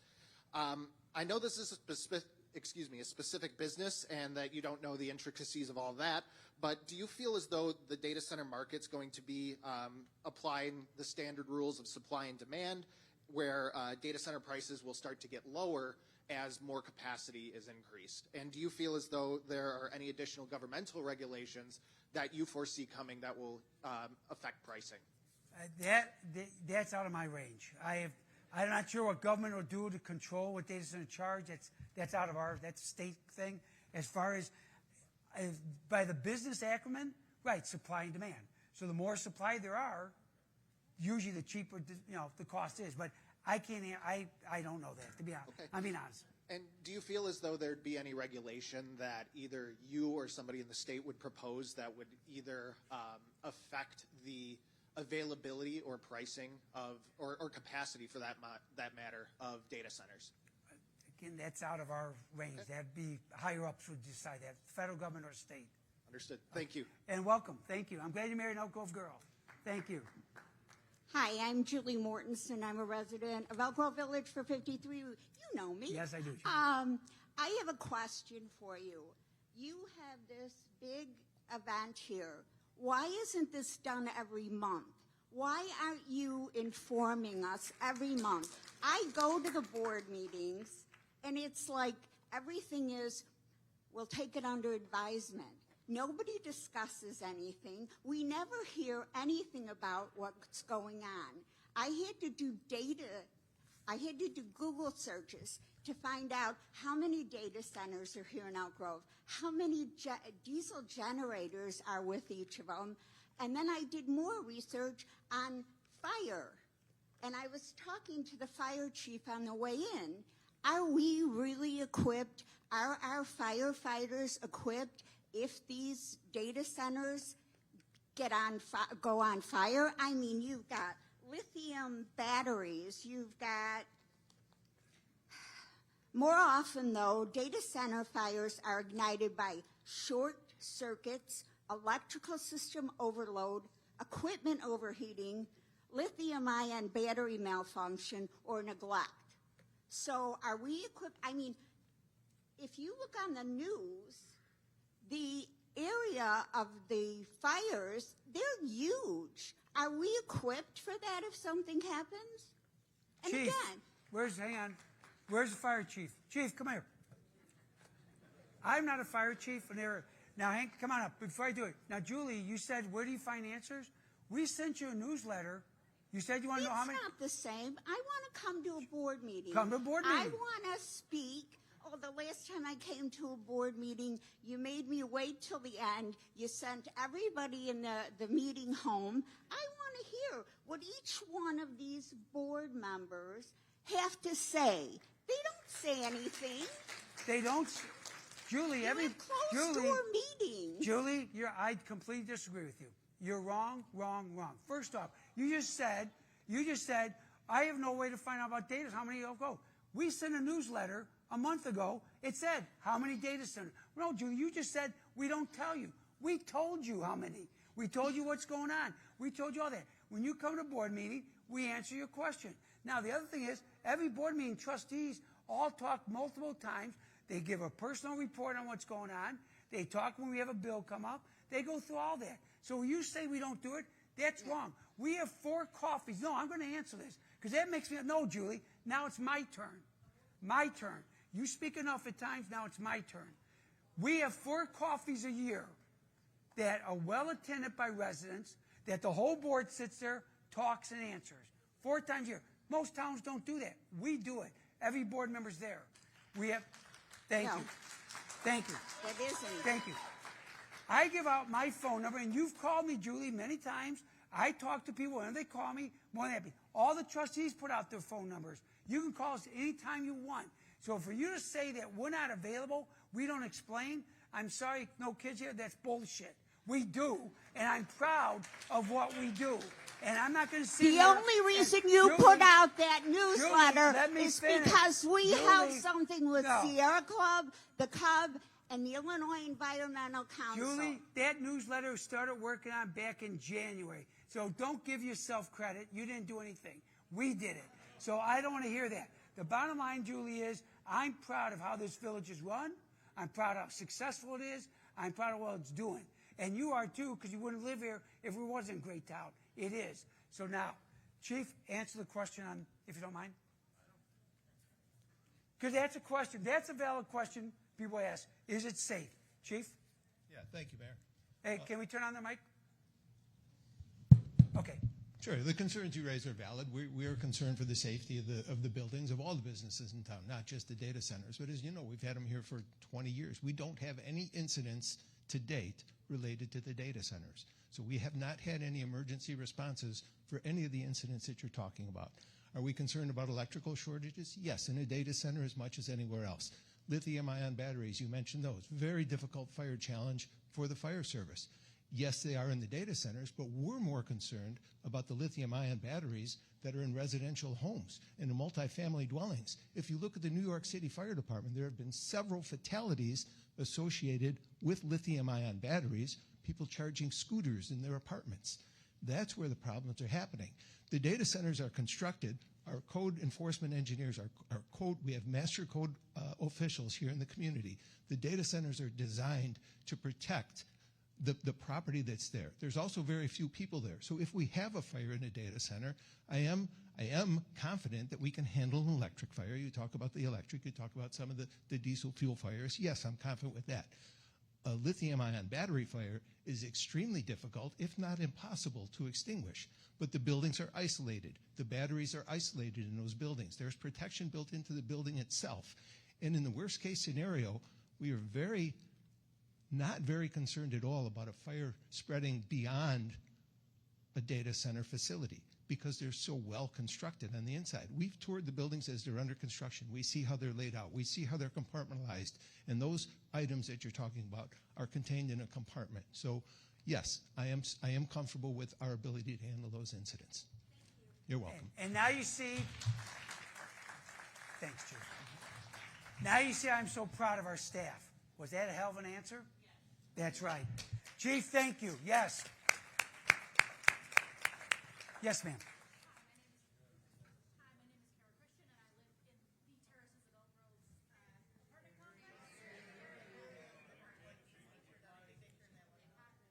Tap it. Wait, is the button on? Okay.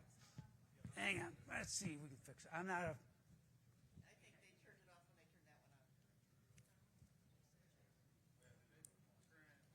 Sorry, I was trying to project. Hang on. You're okay. There you go. There it goes. You're good. Go ahead. Well, that's very loud now. Okay, I live in the terraces of Elk Grove apartment complex, and I am very, very anti, specifically AI data centers. Those are primarily the problem. They use hundreds of millions of gallons of water per year. An individual AI data center can use gigawatts of energy and terawatts. And as other people have said and pointed out, ComEd has said that demand from AI data centers has been driving up costs. And, you know, there is an example of a data center in Georgia who was using 200 million gallons of water and not paying for it. Like, they were stealing it from the county. And there is a data center, and they shut off the mic. No, there is a data center. Hang on. Yeah, I think the battery's going. No, but there's also a data center. Hang on. We pay him big bucks for this, so. You got some batteries here. Are those bad? Good? Oh, okay. Hello? No. Do you want me to give her this microphone? There you go. I'll help you out there. There we go. No. Now, does that mean I'm part of your group now? Go ahead. Okay. But no, there is a data center in California that their provider decided that they're no longer going to provide energy to the residents because the demand from the data center was so great. And so they're cutting off over 500,000 residents from power because of the data centers. And I even found a study that shows that these do increase environmental temperatures by over 3 degrees locally. I found that in just while standing here. Folks. 3 degrees Calm is down. huge. Calm down. You're fine, man. No, Calm down. 3 degrees is huge. It causes significant environmental issues. So, But again, you bring up good cases. That's why we like hearing about what happens other places, so it doesn't happen in Elk Grove. So we're on top, but thank you. We're staying on top of it. We'll make sure that doesn't happen in Elk Grove. Thank you, though. It's still going to raise our power rates, and so I shouldn't. Okay. Thank you. Yes, ma'am. Hi, my name is Rachel. I live down the road from here in Roselle. Not Elk Grove, but... Well, welcome. Thank you. I am of the belief that data centers are not good. They have for you, it might be politically, financially, but for the people here, emotionally, mentally, physically, there's so much data that is showing that it's not good for our health, and that we don't even know how many. I was of the impression that it was 19 data centers, and some that were in development, but it's 20 plus 5 in our that newsletter, are... In our newsletter, we say 20. We know it's 20. We've said there's all the stuff 20. We do that. Now, ma'am, let me ask you. I understand what you're saying, health. Understand this. All of us here, we live in Elk Grove, too. I've got 3 of my 4 children live in Elk Grove. 8 of my 10, soon to be 11 grandchildren live in Elk Grove. I would never, this board has their families here. We would never do anything that's going to put this village or its residents at risk. Never would we do that. Ever. Again, everything people are bringing up, and they're good concerns, and we're going to check and stuff. But again, people throw anything out there. You say health risk. What study do you have that shows that data centers directly cause this health problem? Well, we don't have enough data because, well, we're at the second largest in the United States. Right. Maybe even above. I don't know what the first. Virginia's how many? Number 1. How Virginia's many got do the they most. have? I don't know, but they're the data center biggest, over 300. Yeah, we don't have that kind of number here yet. But we don't We're know second. the how much power is going to be used, what industries that they're part of. And that's what's being wrestled with now, is providing enough. Right now, Illinois has got more than enough power. But as time goes on, more need comes, they're going to have more energy available. We don't know. But, ma'am, you bring up, we're always concerned about new technology. Do we know what our electric car is going to do? Does that Is that going to kill us, electric cars? We don't know if it's healthy being by the batteries or not. But we have faith that the studies have been done show it's okay to go forward. Nothing so far we found, and we've checked, nothing we found so far is documented that there's any health concerns with data centers compared to any other business we have. Remember, we got manufacturing, we got industry, we got all kinds of uses going on in industrial park. Nothing shows us any kind of concern that we should be worried about. If there was, we wouldn't have let it. I couldn't sleep at night if I thought we were doing something that's going to hurt people. We would never do it. And again, we've got a 26-year history with data centers, and until 2 years ago, when we had 15 of them, no one said bad. 2 years ago, no one said anything bad about a data center. No one said, God, Mayor, though. No one said a word. So for 24 years, people loved them. They didn't care. They didn't know about them. They don't worry about them. That is one major concern. There are so many that, to piggy off of what other people have said, we live in the Midwest. We are lucky to have the Great Lakes. The South doesn't have access to water like we do. But we're not the worried water about pressure is going to change. Right, but we're not worried about that. They're not using much water. We know that. But we don't track. know. What do you mean? We do know. Where did your source come from? We sell them the water. We track every gallon of water used in Elk Grove. We track. We know every gallon. We know when anyone flushes their toilet. We know. We know. We can keep track of it. We call residents when they have a leak. The data that you put in your PowerPoint on the bottom, was that a URL? Do we have access to that information? Yeah, it's all right there. We gave you the water. That's the numbers. Yeah, that's our numbers. Another concern that I have is DeKalb. Meta, you mentioned Facebook a lot. They just laid off like tens of thousands of people. And they have a huge data center. Okay. What's going to happen here? We're not laying anybody off. The village, we're hiring people now. What do you mean?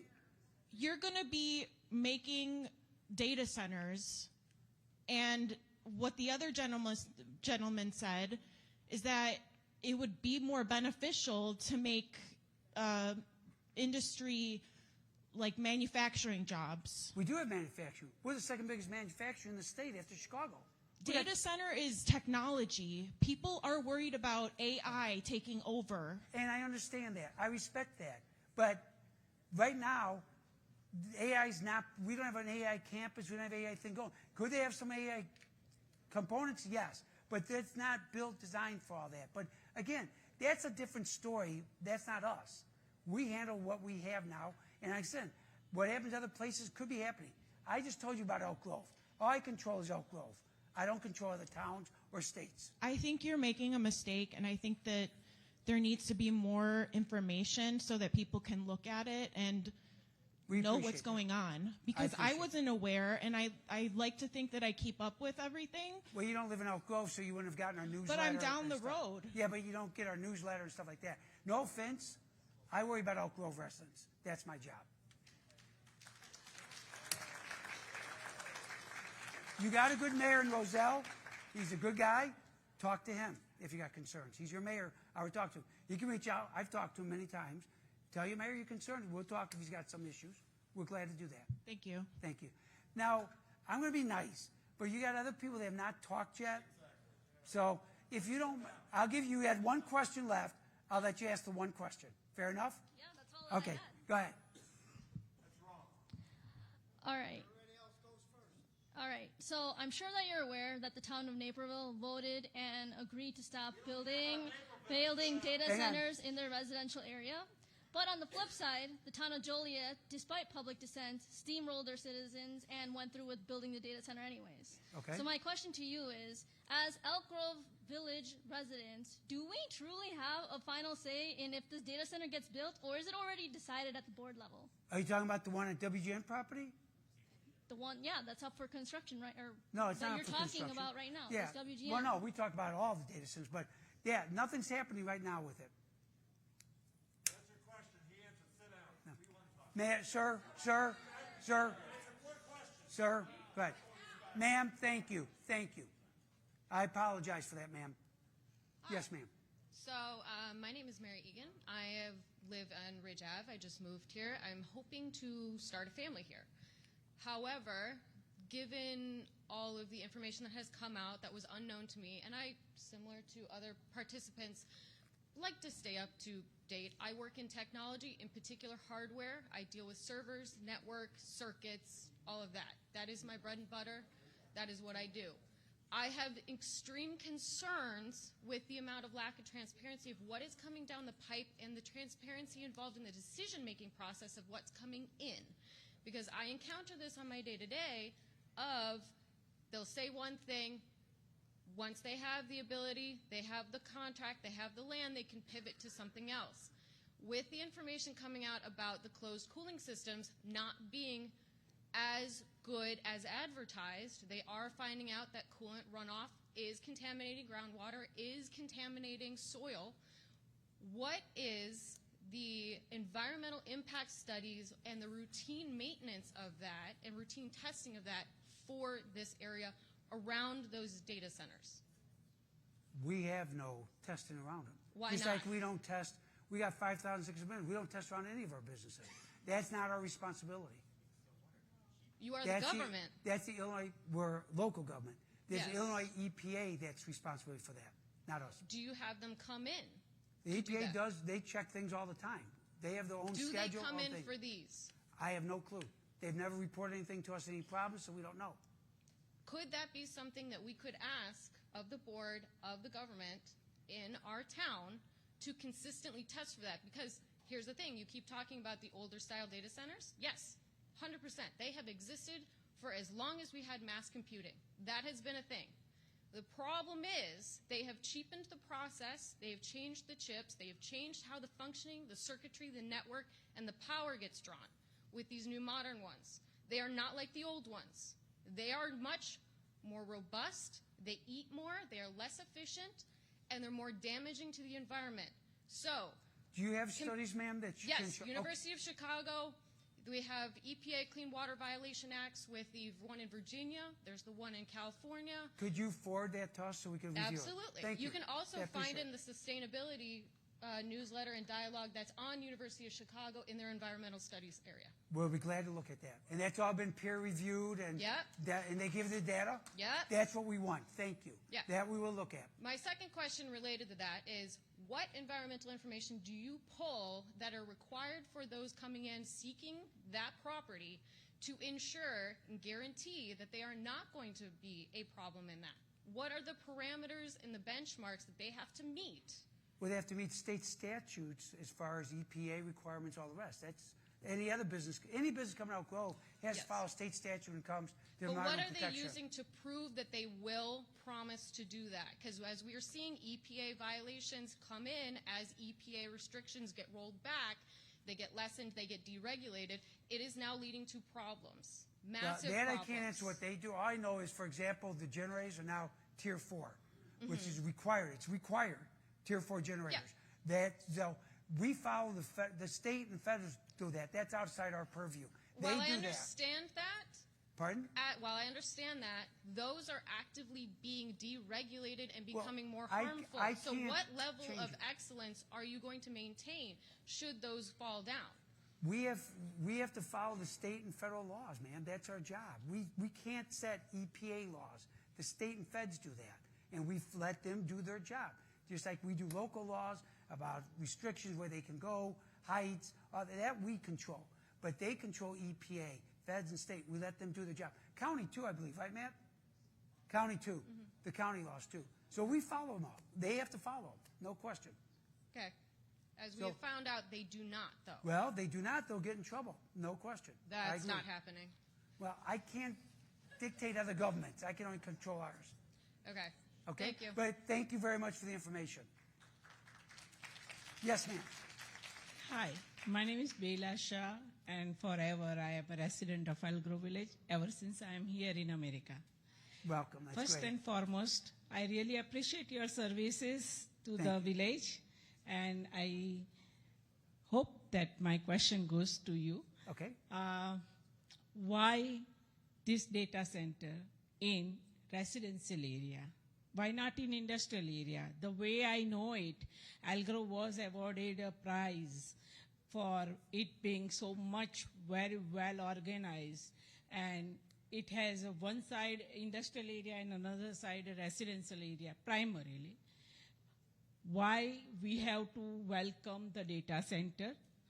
Yes, any village can have it, anybody can have it, but everybody is saying no, then there has to be a common thing that they don't want it in their backyard. Why we have to welcome? Yes, I agree with you that if we are not going to have, then Shambar will have. If we are not having, then Itasca will have, but we are not getting benefit. I am trying to balance the benefit versus the drawbacks. Well, again, the drawbacks, that's why I went through all the stuff. We have not seen drawbacks. We've not seen them. We've not experienced drawbacks. My property tax have not gone down, sir. Pardon? My property tax is not going down. They're also not going as high as they could. They are holding the line. You take your home, put it in any other town, guaranteed you pay more in taxes than you do in Elk Grove.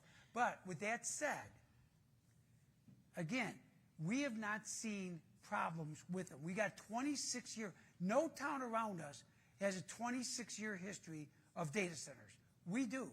We don't see the problem. You heard the fire chief talk. We've never had an issue. So what I'm saying, ma'am, is we haven't had a problem. Now, as far as that property over there on WGN, again, when we talked to the homeowners over there, data centers were no one liked. They hate them. They didn't care about them. They had no issue about them at all. That's why it was a good fit to go there when that happened. Again, the homeowners there embraced it. They weren't against it. They were in favor of it. So we worked openly, unlike some people think. We are open and transparent. That's why we met with them, talked to them, walked them through the whole process, and we were fine. So, go ahead. Let me tell you, sir, that we are all a common layman, and most of us don't know all our rights. Data and information may be sent to us even by mail, and it may be on a website, but because of a business in our own personal life, ordinary person cannot have time to look into that and study how it affects them because he is so busy with his own problem. Okay. I appreciate first that you have put this here so that if one person don't know, he may get some information that how it may affect it. Now, the second thing is that chips, the data center that we were already having in Elk Grove Village, was there any permission needed for them to have that thing? How, because nowadays the chips are going different. Data center today and data center yesterday are different. This is not a AAA battery. This is different. Right. So data centers are allowed by our code. They've always been allowed. We're an industrial zone business park, which is very broad for manufacturing, businesses. So data centers always could come to the village. They're approved by code. But let me ask you, you bring a good point. Let me ask you this. Folks, you're all talking about data centers. Can anyone in this room tell me a negative encounter they've had in 26 years with a data center in Elk Grove? Because. Hey, hang on. Has anybody had a negative encounter? I'm serious. I want to know. What was your negative encounter with data? Pardon? Oh. So, well, again, no one in Elk Grove has ever come to me, even tonight, and said, hey, your data center over at Bussey and Devon did this, did that. They've never done anything to anybody. And I always ask people, what have they done to you? Nothing.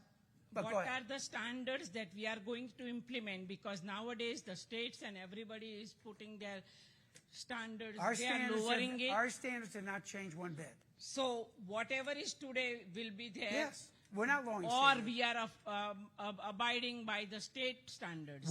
Our standards, Elk Grove, have not changed one iota when it comes to data centers. So all my concern was that before they build the Elk Grove, that airport runway thing, right? That thing is bothering me, and most of us may be bothering them also. Now that's a bother. O'Hare Airport and the new runway going down Beachville, that's a bother. Data centers don't keep me up at night. Those planes keep me up at night. I agree. Why we are not selecting a location in an industrial area if we have to do it? Well, all of them are in the industrial area right now. The only one proposed out of it was a way to compromise with WGN, and at the time, data centers were not hated. They were liked. That was fine there. All of our industrial park is where the data centers are. They're nowhere else but the industrial park. So what is the key reason for us to have a data center, and why, how many, because it is not creating any employment. Yes, it is. One-time employment, I'm not. Not one time. It creates full-time jobs. I showed them. They show those numbers. Only few jobs. It's not I got like a lot of you are. businesses, but a lot of businesses only create a few Yeah, jobs. yeah. But we don't get rid of them. We Right. keep them. Yeah, I agree with it. Okay. Comparatively, I'm talking. Also, like where we stand in comparison to having a data center, in comparison to our neighbors like Schaumburg or Itasca or. Well, Itasca has the data centers. Wooddale's got data centers. No, how many? Wooddale has them. Mount Prospect has them. Hoffman Estates has them. This whole area's got a lot How of data many centers. is most important question. Well, they're starting to build them. They're getting more and more. So right now They'd like to have a lot more. Well, we make sense because we've had them for so long. So they've had a history to build up.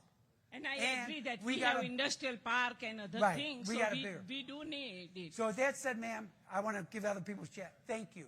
It's good seeing you again, too. Thank you. Yes, ma'am. Hi, I'm Maria Malas. I live in Elk Grove Village in Weathersfield subdivision. So Thank you. Get close to the mic. Thank you. I would like to ask, after this meeting, what is the next step? Is going to be like a general voting for the residents to decide if we want or not No. data centers? No. So who's deciding? We did this to explain to you what's going on, give you some facts instead of the fiction you read, and we're still moving forward. Nothing's going to change. So we have no voice. Because no one tonight said a reason why we shouldn't have them, except, I think they'll make us sick. No one's got some reason not to do it. I just asked, has a data center done anything wrong to anybody in this room? Yeah. Not one person raised their hand.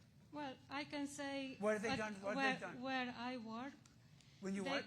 At the company where I work, which is a corporation, Right. they've been laying off people Because of a data center? because of the AI, and you are supporting AI.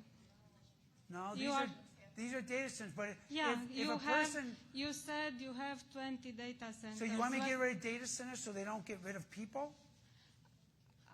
Jobs? I'm not saying to get rid of what you have, but you don't need to build anymore. But Why do you why need to should you sustain not AI? build? Your logic, man, not to be rude, I'm saying your logic is don't get rid of horses because you're going to get. Don't use cars because we want to use horses because you're going to get rid of horse shoemakers. I That's want what a you're saying. moratorium on data centers, and I want to stop of AI. But why which don't is you? just What are they doing? destroying, What have they done to hurt you, ma'am? uh, The data center itself. Kids cannot find jobs already. There's a lot of jobs No, out there. they are not. We have jobs in industrial park all over the Well, place. my son is not. My son is graduating college, and he needs a job in software development, and he's not able to find one. Well, that's not a data center's fault. Yeah, it is. Overall, you contribute to the problem. Well, that I can't help you on, ma'am. I'm sorry. And ma'am. then you said there are 20 data centers. I counted on the map, and there are 28. No, there's 20.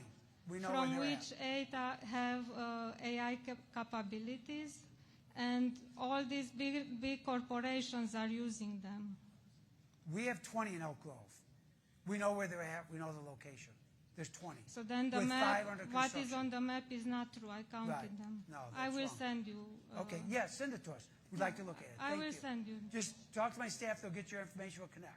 Okay, so there are Thank 8 that have There's- AI Okay. capabilities. Well, we have 20 that we're aware of. There's 8 that we're not aware of. That's kind of hard to believe, but could be. Let us know. We'll I mean, check they it are out. the biggest. I don't think you are not aware. Okay, thank you. And I wanted to ask about the water. Okay. So what is the source? What water do you use? What is the source for the water? Our water comes from Lake Michigan. So it's the Lake Michigan water? You are We not use Lake Michigan drawing water. from the aqua? No, we don't do that. We haven't done that for 40 years. We've not used any water from the aquifer in 40 years. Even when we had connection problems, we still used our Lake Michigan water. And then where are you dumping the water after you need to That we're going to dispose? find out. We're going to find out exactly what they do. They tell us the ionized water, which is drinkable, but we're going to find out exactly Yeah, what but they they do. need to add additives in Well, the that's water. how we're going to find out. So, we're going to check so it far out. you don't know what they do with the water, where it goes? It goes, hang on, Matt, what? The water they release goes to MWRD, Metropolitan Water Reclamation District. And the water is ionized water? Deionized water is what they discharge, So which that- you can drink. That's so what he they, said. They don't add anything to the water. It's clean water? I don't think It's so. deionized water, right? Deionized water, yeah. That's what they have. So Thank you, from ma'am. what I read, they add additives to the water so they don't destroy We the- were told from the day it's deionized water. We're going to double check that. We'll check that. Okay, thank you. Thank you, ma'am. Yes, sir. Thank you for your patience. Greg Herman, Shura Circle, so near the WGN. I think you've done a good job with the presentation and the information you've sent. I believe that you've done a good job with the village as long as I've lived here, which Thank is 25 years almost. Thank you. And I trust you when you say you have the residents' best interest in mind. Did you come to our town hall meetings? I did. And I don't remember the standing ovation. Oh, yeah. I do remember the coyote, like, we're going to take care of the coyotes. So that's good. We did. We took care of them. Really? Yeah, we got rid of quite a few. Okay. Okay, but go ahead. So here's my question. You mentioned the water credits and the gift cards. Yes. Is there any chance of codifying that so some percentage of the windfall can come back to the residents? All I can tell you is if we didn't have the extra money coming in, we couldn't be doing that. But we are giving back to, I mean, it's great doing that. We love being able to do that. It was nice to do that. What we're trying to do is, give you an example. Our police department is now 20 years old. Technology's changed. How you set up operations, do stuff, had to change. We spent $6 million, Matt, redoing the police department and all that. $6 million. We didn't have to go to bond. We didn't have to raise taxes. We had the revenue there. Part of that's from those permit fees coming in to do it. So we are helping you out by doing a lot of work we do without having to go to the taxpayers. And we're very proud. That's why we're proud of the low tax rate. That's why we're proud of the service we offer. Again, you heard our chief come up here? Oh, of course, yeah. We have the best of the best. Well, the best of the best doesn't come cheap. But it's worth it because you deserve nothing but the best. So we are giving back that way. We would love to give more gift cards. And who knows about the future, trust me. We've done it before. You never know. But we are trying our best with that. All right, that's all I had. And thank you very much. I appreciate it. And thank you for coming to that meeting when we talked about this. Thank you. Yes, ma'am. Hi, I'm Sandra Basile, and I'm sorry, your name again, ma'am? Sandra Basile. And you live? I live. If you don't live in Elk Grove, it's okay. No, I'm an Elk Grove resident. In fact, I'm one of the original members. My family was one of the first people who What lived street? on 49 Wildwood. Oh, I grew up at 504 Briarwood. Yeah. We're close. Yeah. Originals. Thank you. You're welcome. And I think you're doing a fine job. Thank you. Just had two quick questions. One was regarding the tax question. With the current and planned data centers, will any of them be receiving tax abatements? Tax abatement, we don't handle that. That's done by the county assessor. We don't handle tax abatements. Okay. And then in regards to the WGN property that you're currently discussing, although the residents are in favor of it, there seems to be a perception with many people that data centers have a negative connotation. Are you considering any possibly independent studies that may show with the negative perceptions at times for the residential property values that Well, they perceptions aren't realities. So we deal with realities. We like to perceive, but if we went by perceptions, you wouldn't want to live anywhere. We deal with realities. As far as the data center goes at WGN, if a different proposal comes, if WGN came tomorrow and said, hey, we don't want to do a data center, we're going to do XYZ, we'd first feel we owe it to the residents there to discuss it. If those residents say, yeah, we'll do XYZ, we'll do XYZ. We're not locked in that a data center has to come. That was our best option to get WGN to move off of trucking onto something more neighborhood friendly. Because we knew those residents lived there, some of them have lived there 60 years. Greenfield. We knew that was not easy. I told you, I was going to get hung that night. So that's why we found another option that was more conducive to them and that WGN would accept. So if WGN comes back a year from now and say, hey, data centers aren't working, they're not coming, it's too far for power, we want to put in this, we'd meet with the residents again and say, if we think it's good too, here's the proposal. And the residents say, go for it, we're fine with that. So if they come or not, we don't care. We get every day, Matt gets calls every day from different developers all the time. 99% never come to fruition. But it doesn't mean we don't talk to them, explore what they want to do, and see about it.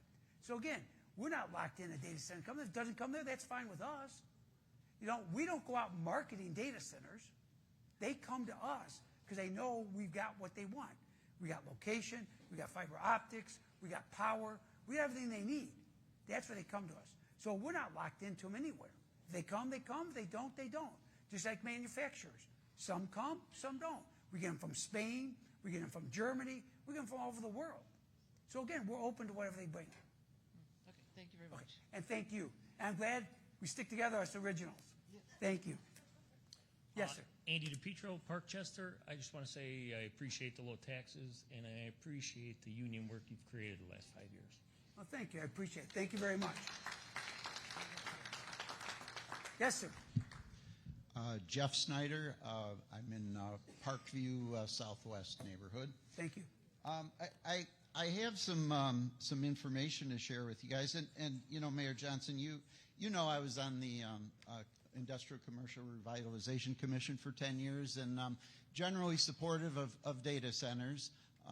As any business, and I've had the pleasure of starting my career in the business park, and then worked elsewhere, and then finishing it up in the business park as I'm retiring on Tuesday. Congratulations! So I'm excited, but doing a little research on this today. So I found a really good publication, FEMC Best Practice Guide for Energy Efficient Data Center Design. I'm wondering if staff has reviewed that at all? No. Could you share that with us? Yeah.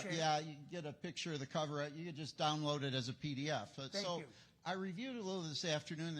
There's two interesting things here that we could look into to make things better, right? So I'm curious how many of our data centers sell off their wasted energy to the adjacent property owners. We have no clue about that. So Matt, are we aware of it? We have no clue on that. So that's a best practice here, and that can help lower the carbon footprint of the data center, because when they sell that heat to the neighboring companies, then they don't have to consume natural gas, right? That's a very common practice in Europe and other parts of the world. So again, I like this word best practice, and I would like to hear village staff communicating best practice on a lot of subjects more in the future, because it really shows your mind is open to not only what is regulatory required, but what is really proven to be best worldwide on various topics. So, Thank you. Working for a European company for 41 years, we got that in our vocabulary, and it's really a good concept. So, the second thing that I learned in here this afternoon that's interesting. So, these new data centers, and most of them are using the chillers and the glycol solution. They're finding some of them are not as efficient or effective. If I can, Jeff, the more and more are getting away from the glycol. More and more are going to the deionized water. Yeah. More and more. They're getting away from that. And this kind of applies to both of them. So there is starting to become, and it talks about it here, some extra water usage in that they're using misters to spray down their condensing coils to make them more efficient. So just be aware, some of the data centers have gone in afterwards and put these systems in, and then their water usage goes up. So that's something we'll watch. We probably want to clarify with what's going on. So just a couple things I can add. Make sure, Jeff, before you go though, you show. Yeah. Okay. I'll stop over Thank there. you. So I was EHS manager for the last 13 years. Great job. You don't need a college degree. My replacement, we can't find anyone in the Chicago area. They're applying from states around. So to those people looking for jobs, I'm telling you, you don't need a huge amount of training.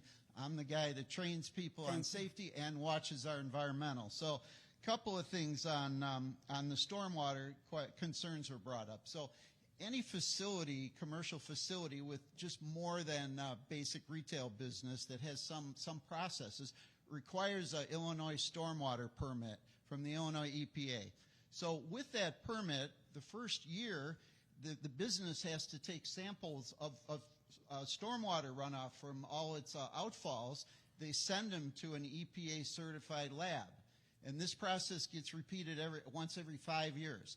So those samples are checked for pollutants and runoff. And if there's issues that happen, they need to be addressed. The EPA gets the data. Then there's an annual report each company fills out if they've had any spills that might impact stormwater. So now a lot of that is self-reported, so it's only as good as the ethics of the company is reporting it. Okay, but there is a system for those people that were concerned, and you know, data centers do have the possibility for that glycol, if they're using it, to run out, or oil from fans or all that stuff. So, but there is regulation, not within Elk Grove's control. So, I should have had you up here answer those questions. Thank you. Secondly, similar situation, anything above like a retail business or a warehouse that has any processes going on has to apply for a Illinois air permit. So these data centers will have to apply for that for their generators, okay? Right. And they take the information from all the manufacturers and they plug that into the hours of use and all that, and they have to get an emission permit for the amount of discharge they have, okay? So that's monitored. It may be spot checked by the Illinois EPA. From experience, I know the Illinois EPA was monitoring 10 companies in the Elk Grove Business Park this past January, and the federal EPA has been at a couple of companies just recently. So that is getting looked at, but right. Illinois EPA has only had one stack tester for the whole state, and they're in the process of hiring a team of 40 people. So that will be more robust moving forward. Which is good. Yes, yes. So another thing too. So just a couple of thoughts with all the added utility taxes with the electricity. So, you know, a lot of us as residents are thinking, kind of, what's in it for me if I go along and support data centers, right? So I have a suggestion. You know, we talked about undergrounding these power lines along the arterial roads in Elk Grove. Well, you know, I would really like to see. We are starting to do that. And I would like to see that revenue from ComEd utility tax earmarked for that, because it's an expensive deal. It really is going to add to the residential side reliability. And I look at those transformers on Arlington Heights Road on the tower. Those things are 60 years old. The towers are crumbling. Jeff, we're starting to do that. For example, the development at the corner of Arlington Heights Road and Higgins, the view, all being buried, the lines there. There's work going on that's at Landmeyer and Higgins by the old Firestone. That's going to be redeveloped over there. Higgins and Oakton. Sorry, Higgins, Oakton. That's being, so there's more. We're starting to bury more. So we are starting to do that more and more. And we're requiring the developers at the locations to pay for it. So we are slowly getting to that. Yeah, we are. But understand we have a lot of areas that there won't be a developer, right? I know. We're going to have to do it. To me, we should have done the Arlington Heights Road when we rehabbed the road. Those wires in back of those homes, you know, are really rough shape. But that's that long. We looked at it. It's very. So I think if you could turn some of this, we are working on this that, financial windfall and say this is directly funded by, you know, data centers. I don't really want more debit cards with free cash. I would rather see it invested in the community, in the power lines and better pedestrian. Well, be careful saying that, because a lot of people around here may wrestle you on that one. Understand. So one last thing. Go ahead. One last thing. So I did work for GEA Group out of Germany for those years, and we manufactured the chillers used in these processes. So there is some vibration comes off of a chiller. So you know, be aware of that. But if you stand, and I've done this by the one at T5, which is on Oakton. They think I'm a creeper over there because I want to hear sound, all that. I've never felt any vibration outside the property, not one bit. So they may be inside the building, but I guarantee you I've not felt a vibration by any data center outside the property. So, you know, you may calm down some of the fears of this if you did a newsletter listing out the specific things, noise levels, vibration, and how Elk Grove is reviewing that, or give people some details. That's some good point. Be more transparent Yes. on it, you know? You're good. So, Jeff, all right. thank you. Thank some you. excellent points. All Don't right. forget to show the staff. Yep. Okay. I'll go to Thank you. Phil. Go over there, like, get chocolates, right, over there? No, not tonight. No chocolates tonight. Phil, Phil yes. Brennan, 1264 Robin Drive. This is my 41st year in the village. Well, you're still a newcomer to some of us, so I know, welcome. and fourth generation of our family in the village. Anyway, we have all kinds of committees. We got recycling and waste, information. We've got parade committee and so forth. Could we have a data center committee? We do. We do. Yeah, it's called the board. Okay. And does that board go out and belong to organizations and so forth? As far as what do you mean? Well, for example, there's the Illinois Data Center Coalition, and it's a bipartisan group, and they get feedback and they make recommendations and they do studies and so forth. If you belong to that, you might get a lot of feedback like the group gives you on a regular basis. Just a thought. Something to look at. Yeah, so I mean... But actually, they should join our organization. No town has what we have in data centers or the history.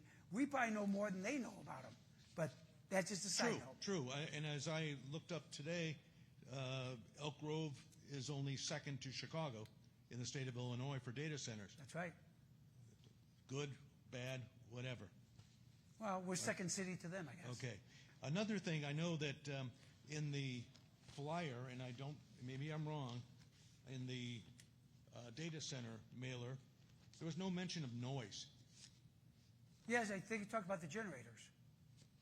They talked about generators, correct? Generators are the main concern people have with noise with data centers. We've Okay. heard that. I've heard that from other mayors. We've heard that from other people. And trust me, we get, Matt, dozens of calls we've gotten from other towns, other states call us on this stuff.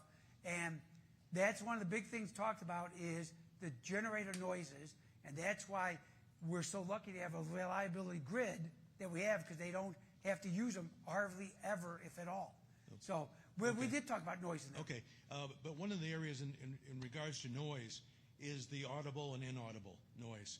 And there's apparently like a U.S. News and World Report, I think it was March of this year, some of the health symptoms of inaudible noises, high-pitch, low-pitch noises that are just there 24 hours a day, and people are getting sick, they're getting dizzy, vertigo, nauseated, and other things like that. If you don't mind, Phil, drop that information off so we can review it. Sure, I will. Thank you. So that's something else to look at. I live near the WGN. I can sit in my backyard, look through the yards, and see the property. You mentioned that the generators are going to be on the opposite, if they need additional generators. Any work that's going to be done, we're going to lay out. And we learned this from T5. You may not know, folks, where, I know we're getting a few folks. T5 is located on Oakton Street, right next to the new Microsoft development. Behind that building. What? Behind that building right there. No. T5's on Oakton. It's behind that. It's behind that. Oh, yes, on the picture. You're right. It's down there. It's that way. So anyways, that one is a great test for us, because there's homes on Oakton right across the street. My opening statement is from a guy that lives across the street from the T5. And like I say, that's why I go on like data center creeper. I'm out there a lot, standing there, listening, that. I've had no issues from residents along there since they've been operating. Why?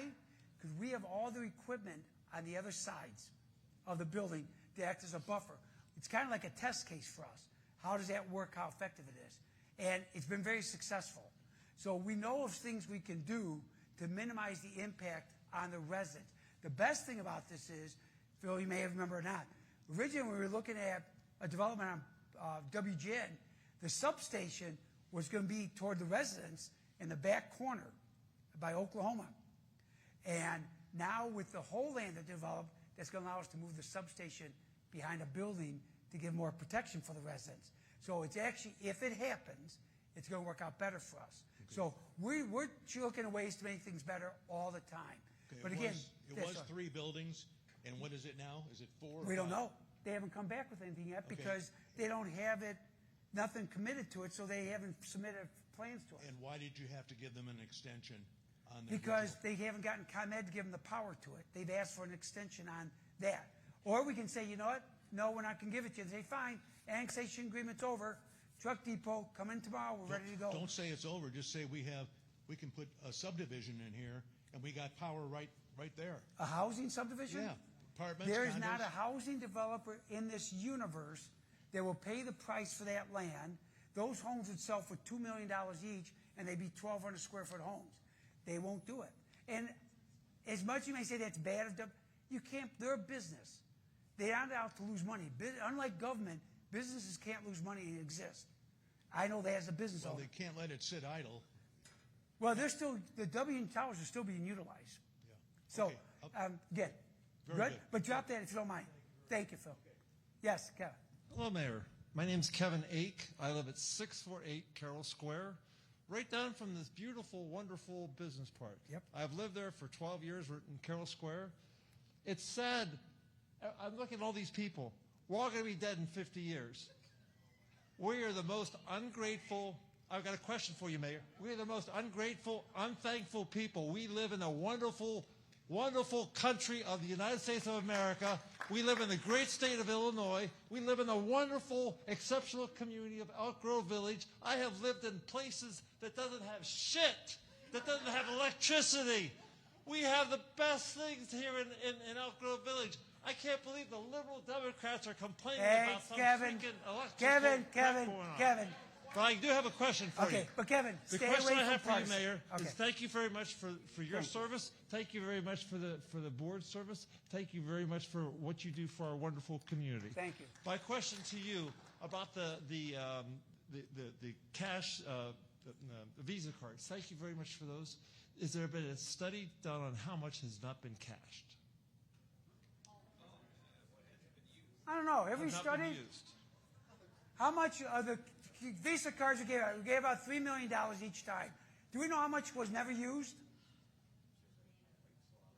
Can we find that out? Okay, here's the problem we have.